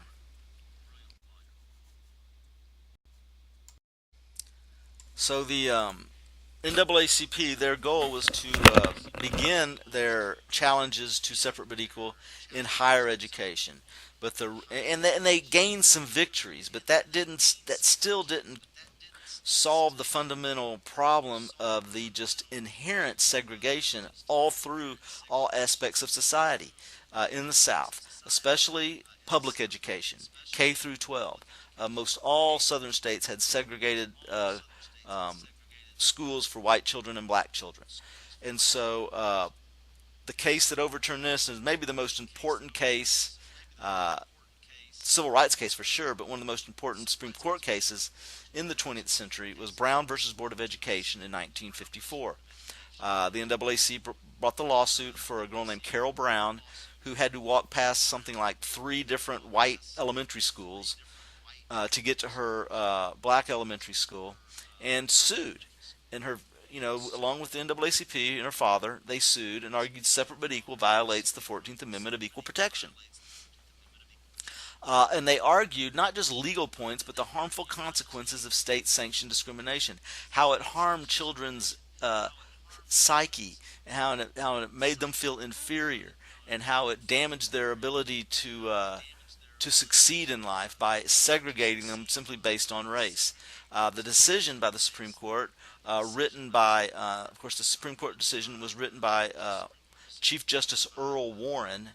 Chief Justice Earl Warren wrote this decision, and he was the driving force behind this decision. And this was his reasoning, or some of his reasoning. The opinion, which is the reasoning of the court, is very long, but he said to separate some school children from others solely because of race generates a feeling of inferiority as their status in the community, as to their status in the community that may affect their hearts and minds in a way very unlikely to be undone. We conclude unanimously that in the field of public education, the doctrine of separate but equal has no place. Separate but equal facilities are inherently unequal. Now, this part about teaching children that they are inferior from the time they're very little, that goes back, if you remember earlier in the semester, to that whole idea, and we talked about political socialization, of the primary principle: what you learn first, you learn best, and that stays with you, and that shapes further learning. Well, the first things you learn as a child is that you are inferior, and you're not as good as the other children in the community, and you can't do the same things as the other children in the community. That's going to have a profound impact on how you view yourself and your society, and it's very difficult to undo, as they say. Now, it was very difficult to implement Brown versus Board of Education because the southern states were going to resist, of course. The most famous of the resistance was the Little Rock 9 case in Little Rock, Arkansas, where the governor there basically brought out the state National Guard to prevent 9 black children from attempting to integrate the Little Rock High School, the white Little Rock High School. Uh, Now, the president at the time was Dwight Eisenhower, and while Dwight Eisenhower was no champion of civil rights, he did believe in the federal government and the supremacy of the federal government over the states, and he believed that if the Supreme Court made this decision, the states had to adhere to it. So, to trump his Governor Orville Farbus's state militia, or state National Guard, he brings out U.S. Army paratroopers to escort the Little Rock Nine into school, and for an entire school year, these students, these 9 students, were escorted by the U.S. Army paratroopers to each class throughout the day to protect them. And there's famous video footage of the of them in a movie called or a documentary called Eyes on the Prize that shows the kind of horrible treatment they got at the hands of people of Little Rock.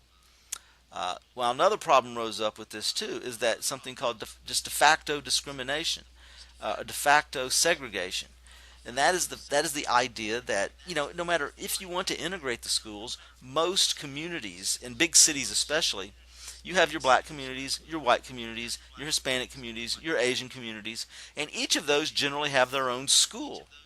And so in that neighborhood, so it's natural demographics that people in the white neighborhood are going to go to the closest school, which will be generally all white, and the people in the black neighborhood will go to the school that's nearest to them, and that will be generally all black. And so this was happening in a lot of cities throughout the country, and so this was defeating the purpose of Brown versus Board of Education.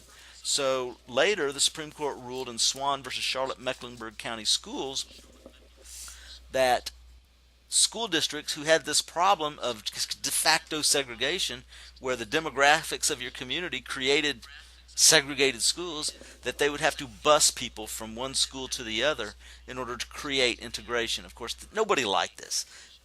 Black students and black parents didn't like it. White students, white parents didn't like it because they didn't want their children having to go to school across the city.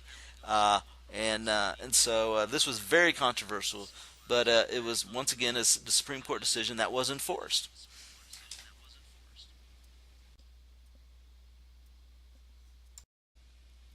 So Brown versus Board of Education kind of laid the groundwork for what would become the modern civil rights movement, and most people point to as far as the civil rights movement as displays, public displays of defiance and and protests began with a young woman named Rosa Parks.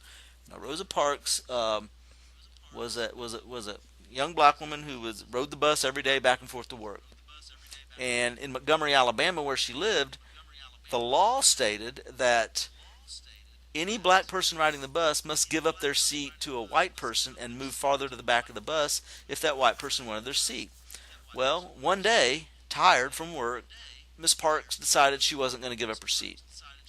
She was arrested and fined and booked and convicted, and it really angered the people of the African Americans that lived in Montgomery, Alabama, and so they organized a boycott.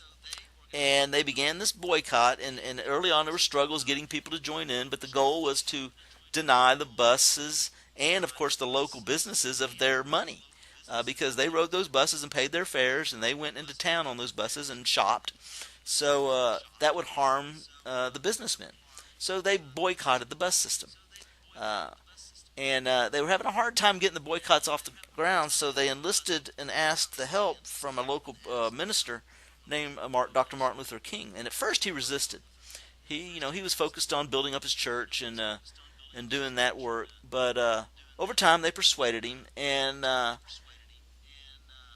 thankfully so, because that was his calling in life, was to lead the civil rights movement in the United States at that point in time. He established the first of all the boycott was successful. After about a year, they overturned the law. With the success of this, he was going to try to expand these types of nonviolent protests, these civil disobedience protests. He established the Southern Christian Leadership Conference to help organize these things throughout the South. And led marches. And of course, the great thing about King that many other leaders uh, don't copy is that while he trained people and encouraged people to protest, he did not just send them out by themselves to be arrested while he stayed safe. He was always out there with them, marching, being arrested. And one time he was arrested in Birmingham, and he penned something called the Letter from Birmingham Jail, which is a wonderful, wonderful thing. If you get a chance to Google it and read it. If you just Google it, it'll pop up. Really, but basically, it's a very long letter, but it's worth the read because it explains to some other religious leaders who had sent him letters asking him to slow down, encouraging him to stop these protests because it was, it would come in due time. Let's slow down a little bit. Well, he argues why we can't slow down, why it's now or never that we must end this segregation. So I encourage you to read a letter from Birmingham jail. Uh, Expanded civil disobedience, sit-ins at lunch counters. Young college students from a black university in Greensboro, North Carolina, decided to protest the segregated lunch counters at restaurants that didn't allow black customers to sit at the lunch counter. They just went and sat down and asked to be served, and they were refused. And of course, what it did, it got the media involved, and it highlighted to not just South, they knew what their world was like, but to the northern people that maybe didn't understand what was happening in the South, it highlighted the injustices inherent in Southern society. And so these protesters and sit-ins were often joined by white activists who agreed with them and wanted to support them. And out of this, the Student Nonviolent Coordinating Committee was formed as an organization to help promote other types of this nonviolent civil disobedience. Uh, then the Civil Rights Act of 1964. This is the really the peak of and the result and the ultimate goal of what the civil rights movement was trying to accomplish. Uh, of course, by this time, the early 1960s, John F. Kennedy was president, and more and more issues were popping up at the University of Mississippi and the University of Alabama in 62 and 63 respectively. Riots occurred just because people like at the University of Mississippi, a guy named, I forget his name, what's his name? Anyway, I'll remember it in a minute, but he tried to enroll in college at the University of Mississippi, which was it was a white school. But the law said that they had to allow it, and when he tried to enroll, there were riots in the streets. People were killed. The army had to be brought out, and a similar thing happened at the University of Alabama. Uh, Also in 1963, in April, there was a televised attack by police in Birmingham, Alabama, on peaceful protesters simply walking down the street. Oh, by the way, that University of Mississippi student was James Meredith. James Meredith. So Google him. He's an interesting story. But you can see that televised attack by clicking that link there. And this was broadcast nationwide, and so people up north started seeing how brutal and cruel and unfair the policing policies were in the South. Later in 1963, I Have a Dream speech, the famous I Have a Dream speech by Martin Luther King, maybe the second most famous speech in American history behind the Gettysburg Address. But that was televised nationwide, and that stirred a lot of people to support the civil rights movement. And the goal was to stir your average white American to support the civil rights movement. Because most all black persons supported it, but the goal was to get people not in the South to support it. And this televised attack and the I Have a Dream speech both went far in doing that. But then, and Kennedy kind of got behind it. After the University of Mississippi issue, Kennedy got behind promoting the civil rights legislation and the Civil Rights Act of 1964. But he was assassinated in that very year, November 1963. So now their president, who was championing this legislation, the Civil Rights Act, was dead. And they had to decide, they weren't sure what was going to happen next. Well, what happened next was the Civil Rights Act of 1964 became the main cause of President Lyndon Johnson. Now, Lyndon Johnson was the vice president to Kennedy before he was assassinated. And the thing about him which made him an unlikely champion of civil rights was that he was a white Southerner. He was from Texas. He was born and raised in Texas. And so he seemed like an unlikely champion for civil rights. But he, probably besides Abraham Lincoln, Lyndon Johnson did more to promote and champion and help the civil rights movement and create equality in this country than any other president. But basically, the Civil Rights Act, forced through by Johnson over the longest filibuster in the Senate. Filibuster, of course, is an attempt to stall legislation to prevent it from coming to a vote. Well, the longest one in the Senate history was over this civil rights legislation, filibusters by Southern senators. But Lyndon Johnson was able to overcome that and get it passed. And what the Civil Rights Act of 1964 did is it outlawed discrimination in voter registration. So no more discrimination in voter registration, no more, white primaries, things like that. Public accommodations engaged in interstate commerce. So if you serve the public in any way in your business, you cannot discriminate. By law, you can no longer discriminate. Um, it outlawed discrimination in employment on grounds of race, color, religion, national origin, or sex. So you could not discriminate in hiring. Of course, that's difficult to prove, but they're going to create the EEOC to monitor and enforce this employment uh, uh, part of the act. The EEOC is the Equal Employment Opportunity Commission, which would basically, if somebody felt like that they were qualified for a job and applied for the job, but they were denied that job, uh, not because they lacked the qualifications, because of their race, their color, their religion, their national origin, or their gender, well, then the EEOC would investigate it and sue on their behalf. Okay.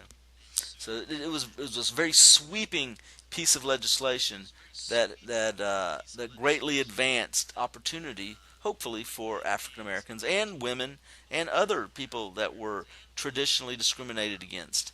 Um, Now, this was challenged constitutionally. There were many, many people out there that argued that you can't do this. It's not in the Constitution. You're overstepping the congressional power that you were given in the Constitution. And so people sued, and multiple times it went to the Supreme Court, but each time it was deemed constitutional because they based most of this on something called the Interstate Commerce Clause, which says that in the Constitution it says that Congress has the power to regulate interstate commerce. In other words, Congress has the power to make laws regulating interstate commerce. And almost anybody that is involved in a business that deals with the public is involved in interstate commerce, because some part of your business came from another state, be it the meat you serve on your hamburgers or the chairs that you sell in your department store. Chances are some piece of furniture came from, or something came from, another state. Therefore, according to Congress, you are involved in interstate commerce, and you can be regulated by the U.S. Congress. Other civil rights laws that passed in the same era: the 24th Amendment, which outlawed poll taxes, which was common in the South. The Voting Rights Act, which basically allowed the federal government to intervene and to oversee elections in states where there were a long history of disenfranchisement. And of course, very recently, in the last couple of years, much of the Voting Rights Act has been gutted by our current Supreme Court. Um, and of course, we're seeing attempts now, because of the gutting of the Voting Rights Act, you're seeing attempts by people who still to this day want to disenfranchise black voters and others who don't vote the way they want them to vote, trying to create laws and systems that make it more difficult to vote. And then the Fair Housing Act outlawed discrimination in housing, white covenants, which basically said, when you bought a house in a neighborhood back in the 1940s, 50s, or 60s, you had to sign a contract saying that when you sold that house, you would only sell it to another white person. And it outlawed that. It outlawed discrimination in renting property based on race. Excuse me. So this was the high point of the civil rights movement, the 1960s, and this period around the Civil Rights Act of 1964.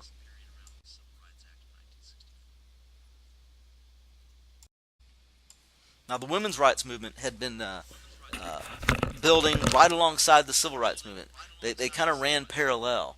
Of course, beginning with the branching off at the Seneca Falls Convention. Women's rights movement, Hoyt versus Florida, 1961, um, ruled, even in 1961, ruled that trial by all male juries is acceptable, even if it was a female on, you know, on trial. So that really wasn't a jury of her peers if it's only men judging. And the Supreme Court ruled in Hoyt versus Florida that that was perfectly acceptable. And it wasn't until 1975 that um, that was reversed, and you couldn't be just disqualified from a jury simply because you were a woman. Uh, Also, in the early 60s, before his assassination, Kennedy commissioned a President's Commission on the Status of Women, and with this study, they found pervasive discrimination against women in all levels of society, uh, especially in the business world and education. Uh, Women were not treated equal, not paid equally. They were sexually harassed.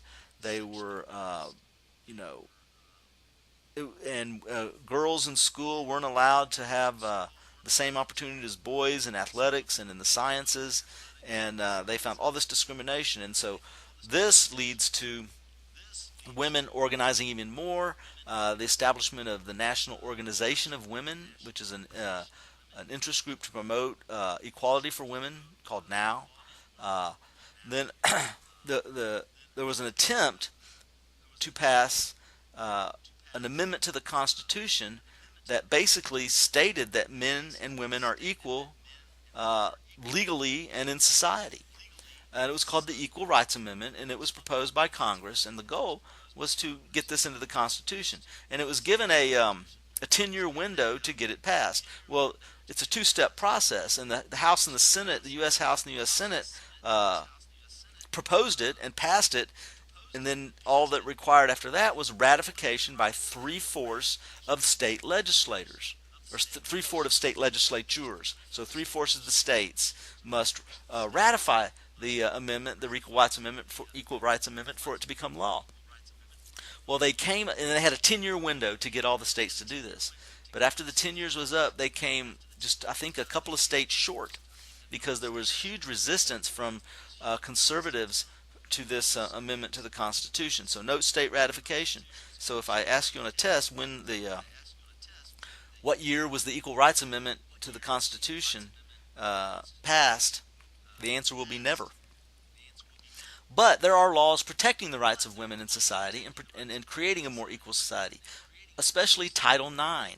Title IX bars educational institutions from receiving federal funds, or bars educational institutions that receive federal funds from discriminating against female students. It was not uncommon in the 50s and 60s for schools to, if a girl wanted to, for her electives, or she wanted to take a physics class or a chemistry class, well, the counselor might say, no, I'm sorry, I'm not going to let you do that. You're a woman, so you're going to have children and be a mother, so you need to take home ec. So I'm not going to let you take these hard sciences that you want to take. I'm going to make you take home economics, because that's what you're going to be doing for your life anyway. And this was very common. And Title IX bars that and ends that. Also, Title IX creates equal opportunities in things like extracurricular activities like athletics. So if you provide extracurricular opportunities to boys, you have to also provide extracurricular opportunities in sports and things to girls.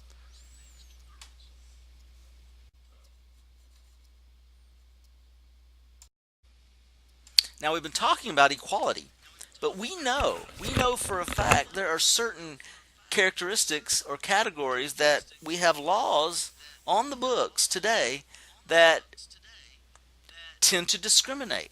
Think about your own life. Some of you are under 21, and you're not allowed to drink. You're not allowed to get a driver's license until you're what, 16? Now, isn't that age discrimination? Well, some people would argue that. But there are some cases and some categories or some classifications of categories that it is acceptable to create laws that differentiate between one or the other.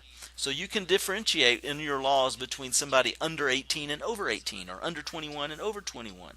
There are even some laws that differentiate between men and women, that this law applies to women only and not to men, or this law applies to men only and not to women. And these are called standards of review. And basically, the review is done by the Supreme Court. When the Supreme Court receives a case, they're going to think about what category this case falls under. Is it going to fall under a racial category? Were the laws made in order to separate or differentiate between races? One law for black people, one law for white people. Is it a law that's trying to differentiate between gender? One law for men, a separate law for women, or age, or whatever. And they categorize them by how much scrutiny they will give them, or how much leeway they will give these laws as far as judging whether they're constitutional or not. The hardest judgment is what's called strict scrutiny. Strict scrutiny. It means it's a suspect classification. If you basically, they're going to give a case strict, or a law strict scrutiny if that law it has separate rules for races, or separate rules for people of different alienage, meaning they come from different countries, or different religions. You can't have a separate law for Jews and Catholics. You can't have separate laws for Muslims. You can't have separate laws for Mormons. Okay, strict scrutiny means that it is presumed any law that differentiates between race, alienage, national origin, or religion is presumed unconstitutional at the very beginning until the person making the law can prove otherwise. And it's very, very rare, and almost never, that a law that that separates or is distinct for one race of people or one religion will ever pass strict scrutiny. Probably the last one and the most famous that did pass strict scrutiny was Korematsu versus the United States in 1941, in which President Roosevelt basically ordered the internment of Japanese Americans, not because of anything they did during World War II, not because they've committed a crime, or that they were simply because they were of Japanese descent. We were fighting the Japanese, and they were seen as a potential threat because of their alienage, because of where they came from, and their race, and they were put in concentration camps basically throughout the war. Little children, 5, 6-year-old little, Japanese American kids, American citizens, were put into camps, and the Supreme Court ruled that was acceptable during wartime. Of course, looking back on it, we now realize it was a horrible decision, but that was probably the last one where it was where strict scrutiny favored the side of the law and not the person being discriminated against. Another case, Brown versus Board of Education, of course, which we talked about, said you can't have a separate law, a separate grouping for people based on race, and you can't have government establishing schools that are separated based on race. So that's why it was overturned under strict scrutiny. Intermediate standard, where it's a law that for the most part you can't create separate laws, but there are some occasions when it might be acceptable, and that is basically used for gender, making laws that differentiate between men and women. What is illegal, the Supreme Court has determined, is laws that differentiate legal adulthood by gender. Prior to I remember in the 60s, and even later than that, maybe in the 70s, that you were considered an adult if you were a woman at something like 16. You're a legal adult. But a man wasn't a legal adult until 18, simply because back then, women were women mature more quickly than men as teenagers, and also back then it wasn't uncommon for 16-year-old women to be married and start having children at that time. So they were given status of adulthood legally before men, and that was declared unconstitutional. Using gender as a basis for preemptory challenges in the law, in choosing juries, which we talked about in that Hoyt versus Florida, that was declared illegal. And Virginia Military Institute's male-only policy of recruits, that was declared unconstitutional. They had to allow women the opportunity to participate in the Virginia Military Academy. What is legal, what is legal discrimination, if you want to call it discrimination or differentiation, is draft registration. When you turn 18, all you guys out there, you have to sign up for selective service, which basically signs you up for the draft in case they implement the draft. Ladies don't have to do that. And different statutory rape laws apply to men and women. So I'm not exactly sure what the specifics are of that, but of course, statutory rape being sexual relations between a person that's not considered an adult and an adult. Um, so the age difference between an adult male and a minor female, the age you'd have a separate kind of law or separate punishments or categories than maybe a an adult female and a minor male. Now, anyway, and then there's the minimum rationality standard, where a lot of laws are acceptable based on these categories: age, wealth. You know you can't make everybody age equally. We can't make everybody wealth equally. You don't have to hire somebody if they are mentally unable to do the job. And sexual orientation is becoming at this point legally it's a minimum rationality standard. I'm going to guess in the future it will bump up either to intermediate standard or strict scrutiny standard as far as laws that want to discriminate against homosexuals, against gay people, because it's the trend is going that way, where it will begin, those types of laws will begin receiving strict scrutiny, and they will become more and more difficult to justify, and it'll become more difficult to pass the Supreme Court's muster. So we've talked about African Americans and women, and those are probably the two most high-profile civil rights activist kind of social movements in American history.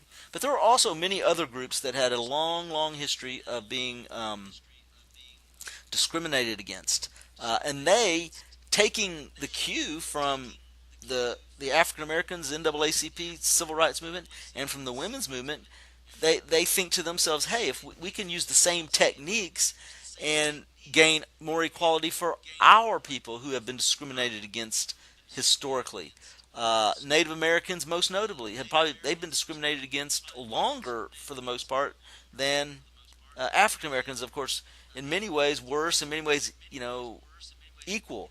So actually, there was during Manifest Destiny in the Movement West, there's people that have called American policy against dealing with Native Americans as genocide by law.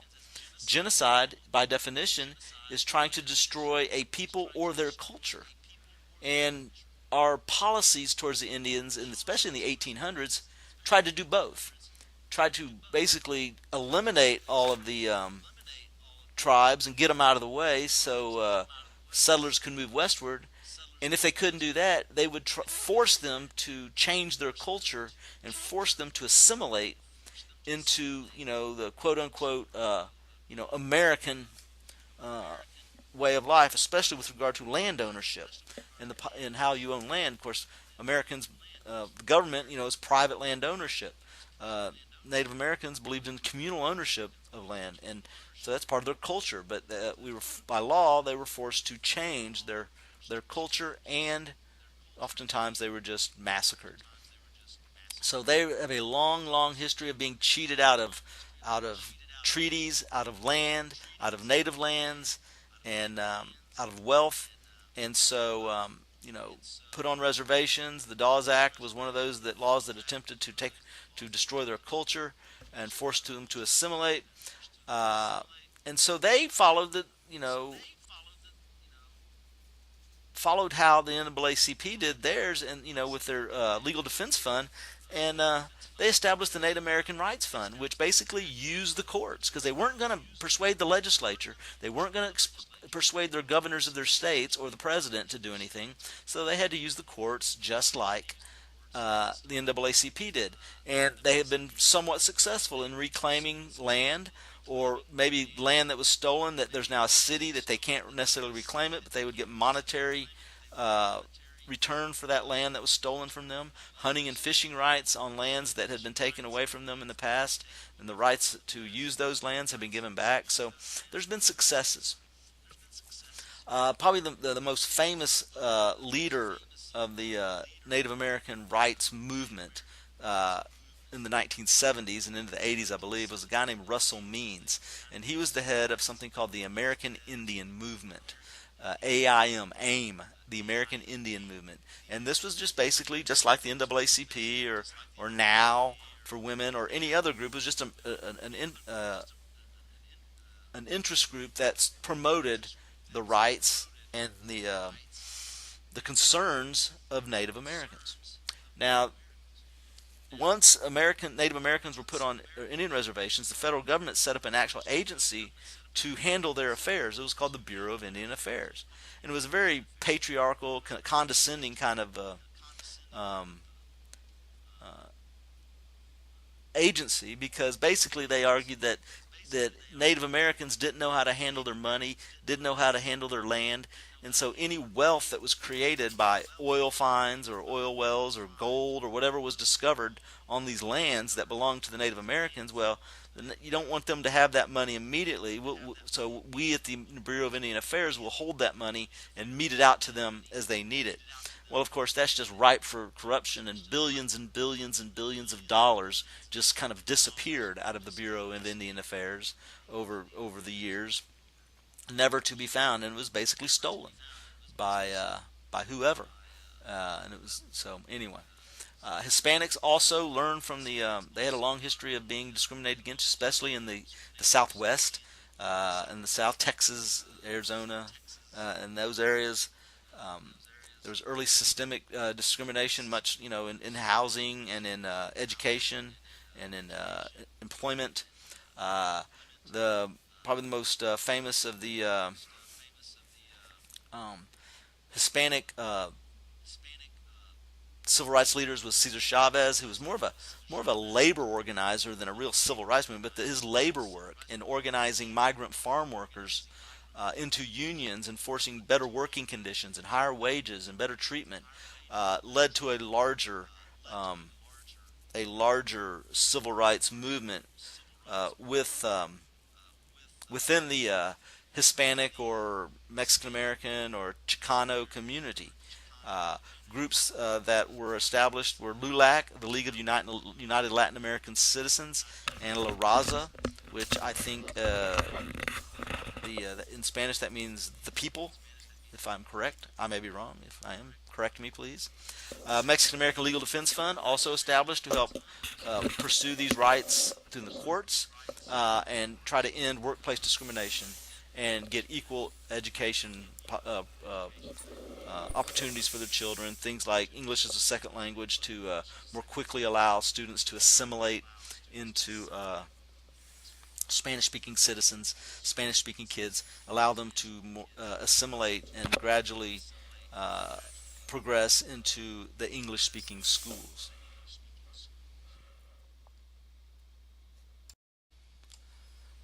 More recently, groups that have pursued their rights and tried to challenge discriminatory practices against them because of who they are, gays and lesbians and disabled Americans. There's always historical discrimination and lack of societal acceptance of gays and lesbians in our society.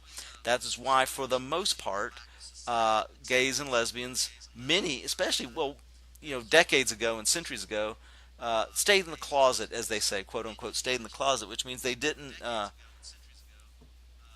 they hid who they were from public, because you could lose your job, you could be banished from your family, you could be physically harmed or killed simply for being gay, and so many people hid it. It was a societal taboo to be gay for the most part, and gay people have been around and have been a percentage of the population forever.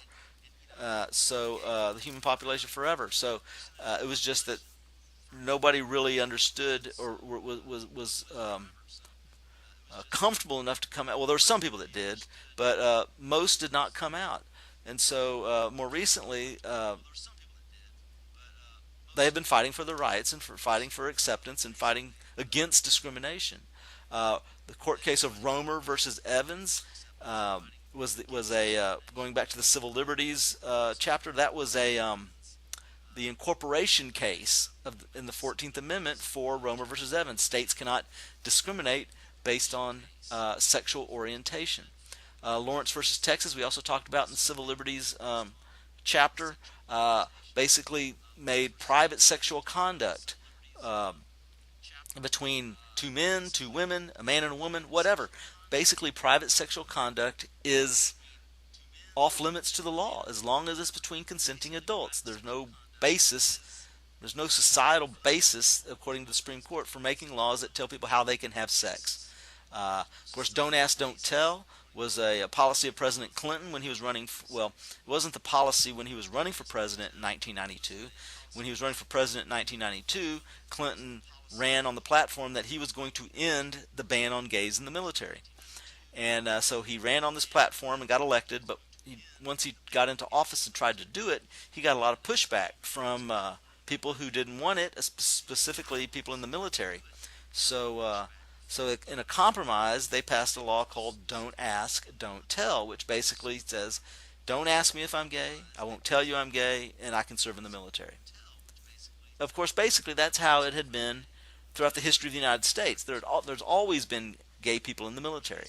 When I was in the military in the 1980s, there were gay people in the military, even though there was a ban on gay people in the military. And everybody knew they were gay, and it was a don't ask, don't tell thing, you know. You just kind of just let it be. It's not till recently that they have actually, finally, the military has overturned the ban on gays in the military and just kind of stated as a fact what was there already, is the fact that gay people serve in the military. And they don't have to hide anymore. Current issues with regard to gay rights, civil unions, gay marriage, these are kind of on the front burner now in the federal court system, and I think eventually they will be ruled upon, and it's very possible that gay rights will have the same status as other civil rights, strict scrutiny civil rights issues like race and religion. Now, disabled Americans also have had a history of discrimination, not necessarily overt or on purpose, but just they oftentimes disabled people have not been able to have the same access to things in society that people who are not disabled have access to. And many times the disabled Americans they begin focusing on their rights after wars, because you always have a huge influx of people after war coming in that have been wounded and lost limbs or eyes, or had severe physical impairments, and they want the same ability to do the same things that other people want to do. They want to eat in restaurants, they want to shop in stores, they want to go to school. And so the Americans with Disabilities Act of 1990 was passed in order to create a more equal society and more access for disabled Americans. Access to work. You can't discriminate against disabled people if they can do the job. So of course, there are some jobs, of course, that somebody that's disabled can't do, but those that where the physical disability doesn't impact the ability to do the job, you can't discriminate against them based on that. Education, why we, just because you're disabled, or you're deaf, or you're blind, or you have missing limbs, doesn't mean that you shouldn't be able to get an education. So that's why all schools that get federal funding must provide access to students and allow them access to the same educational opportunities, no matter their disability. And then public facilities. For the most part, you go to any public facility, any restaurant, any store, they have ramps. They have ramp access, or they have braille on the signs to the bathrooms and other places, so that people with disabilities may have access to them.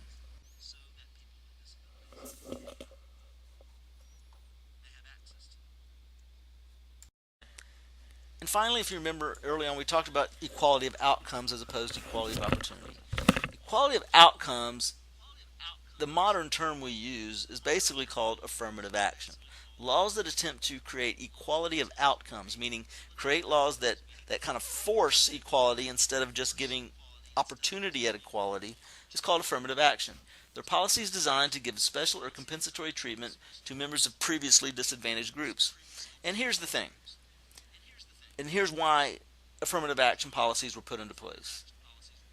Um, when the Civil Rights Act of 1964 was passed, and it stated that, you know, you can't discriminate against people in hiring or in service based on race, gender, religion. Well, that's great. And the hope was that all of a sudden you'd start seeing more and more, you know, black people working in different industries, and more women in higher education, and more, Hispanics going to college or African Americans going to college. But what was happening was when they look at the statistics, nothing was really changing. Though the law had said you can't discriminate anymore, there was still inherent discrimination. It was just part of it. You had white men making all the decisions in the hiring, and you had white men making all the decisions in educational enrollments, and therefore they're going to most likely choose people they're most comfortable with and who traditionally were um, part of that process, which were white men. And so when the Congress and others looked at this, they said there are many, many qualified women, African Americans, Hispanics, who should be in college, should be working at these jobs, but they're not because of this de jure or just this inherent discrimination. So basically, they passed laws saying, okay, you must enter into your graduate program at a college or your undergraduate enrollment or at your job. You must hire more minorities. You must hire a more diverse workforce. You must enroll a more diverse student body. Now, this was very, very controversial. There were constitutional challenges to it. Many of the laws required quotas, which are basically a percentage. A law that would be like, say, a university or a medical school or a law school would be. They would say, okay, 20% of your incoming class, the law would say maybe, um, needs to be a racial minority. It needs to be African American or Hispanic, or or 30% has to be female. In other words, you're giving them a hard number to say, okay, you need to make sure that this percentage of your student body is of this category, or this percentage of your workforce is of this category. And this was challenged in the courts. And the most famous challenge and the most successful challenge was the Regents of University of California Medical School versus Backey in 1978. And what happened was Backey applied for medical school at the University of California, and Backey was not accepted. He knew he had great grades, he had a great resume, he had a great transcript, great, everything was top notch, but he was not accepted. And he reapplied and wasn't accepted again. And so through a lawsuit, he got the statistical evidence or analysis of who else was accepted besides him. And what had happened was there were students who were accepted based on the quota requirements, either female students or racial minority students who were accepted into the program who were not as qualified as he was. So basically, he argued that I was not accepted into this program because I'm white. I'm more qualified than some that were accepted, but I was not accepted because I'm white. He called it reverse discrimination. And the Supreme Court looked at it, and they agreed to an extent. What they argued and what the Supreme Court decided was that you can, as an institution, you can take race into account when deciding who will be who will be in your student body. So if you want a more diverse student body, and you have uh, white applicants and black applicants, and they have basically the same qualifications, you may choose the black applicant over the white applicant in order to create a more diverse student body which reflects society. But what you cannot do anymore is have quotas, because having quotas can create a system of reverse discrimination. Uh, Recent conservative SCOTUS, Supreme Court of the United States decisions have slowly eroded affirmative action policies. Many of these policies have been the teeth have been taken out of them, or they have just been declared unconstitutional altogether. There are actually some members of the Supreme Court that it's silly, but and they don't know what they're talking about. They still argue that there is no discrimination in our society anymore, so we don't need these things anymore. Which is they must live in some kind of insulated bubble because they're wrong. But so, for testing purposes, just know that affirmative action still exists. There are still affirmative action laws where race, with education and hiring, all that, where race can be taken into account, but it's limited. Uh, co- uh, College admissions, they can still take race into account, although they can't have quotas. There can be no quotas or point systems where you get certain amount of points. A lot of colleges have certain of a point system where you get a certain amount of points for what your degree is in. You get so many points. Your GPA, so many points. SAT scores, so many points. Well, some colleges were giving points for being female or points for being a racial minority. You can't do that anymore. But what you do is you just have a holistic approach. You can use a big picture approach, saying, okay, we want a more diverse university, we want a more diverse law school, we want everything more diverse, but but you can't use quotas. But you can, if all things being equal, you can choose one group over the other.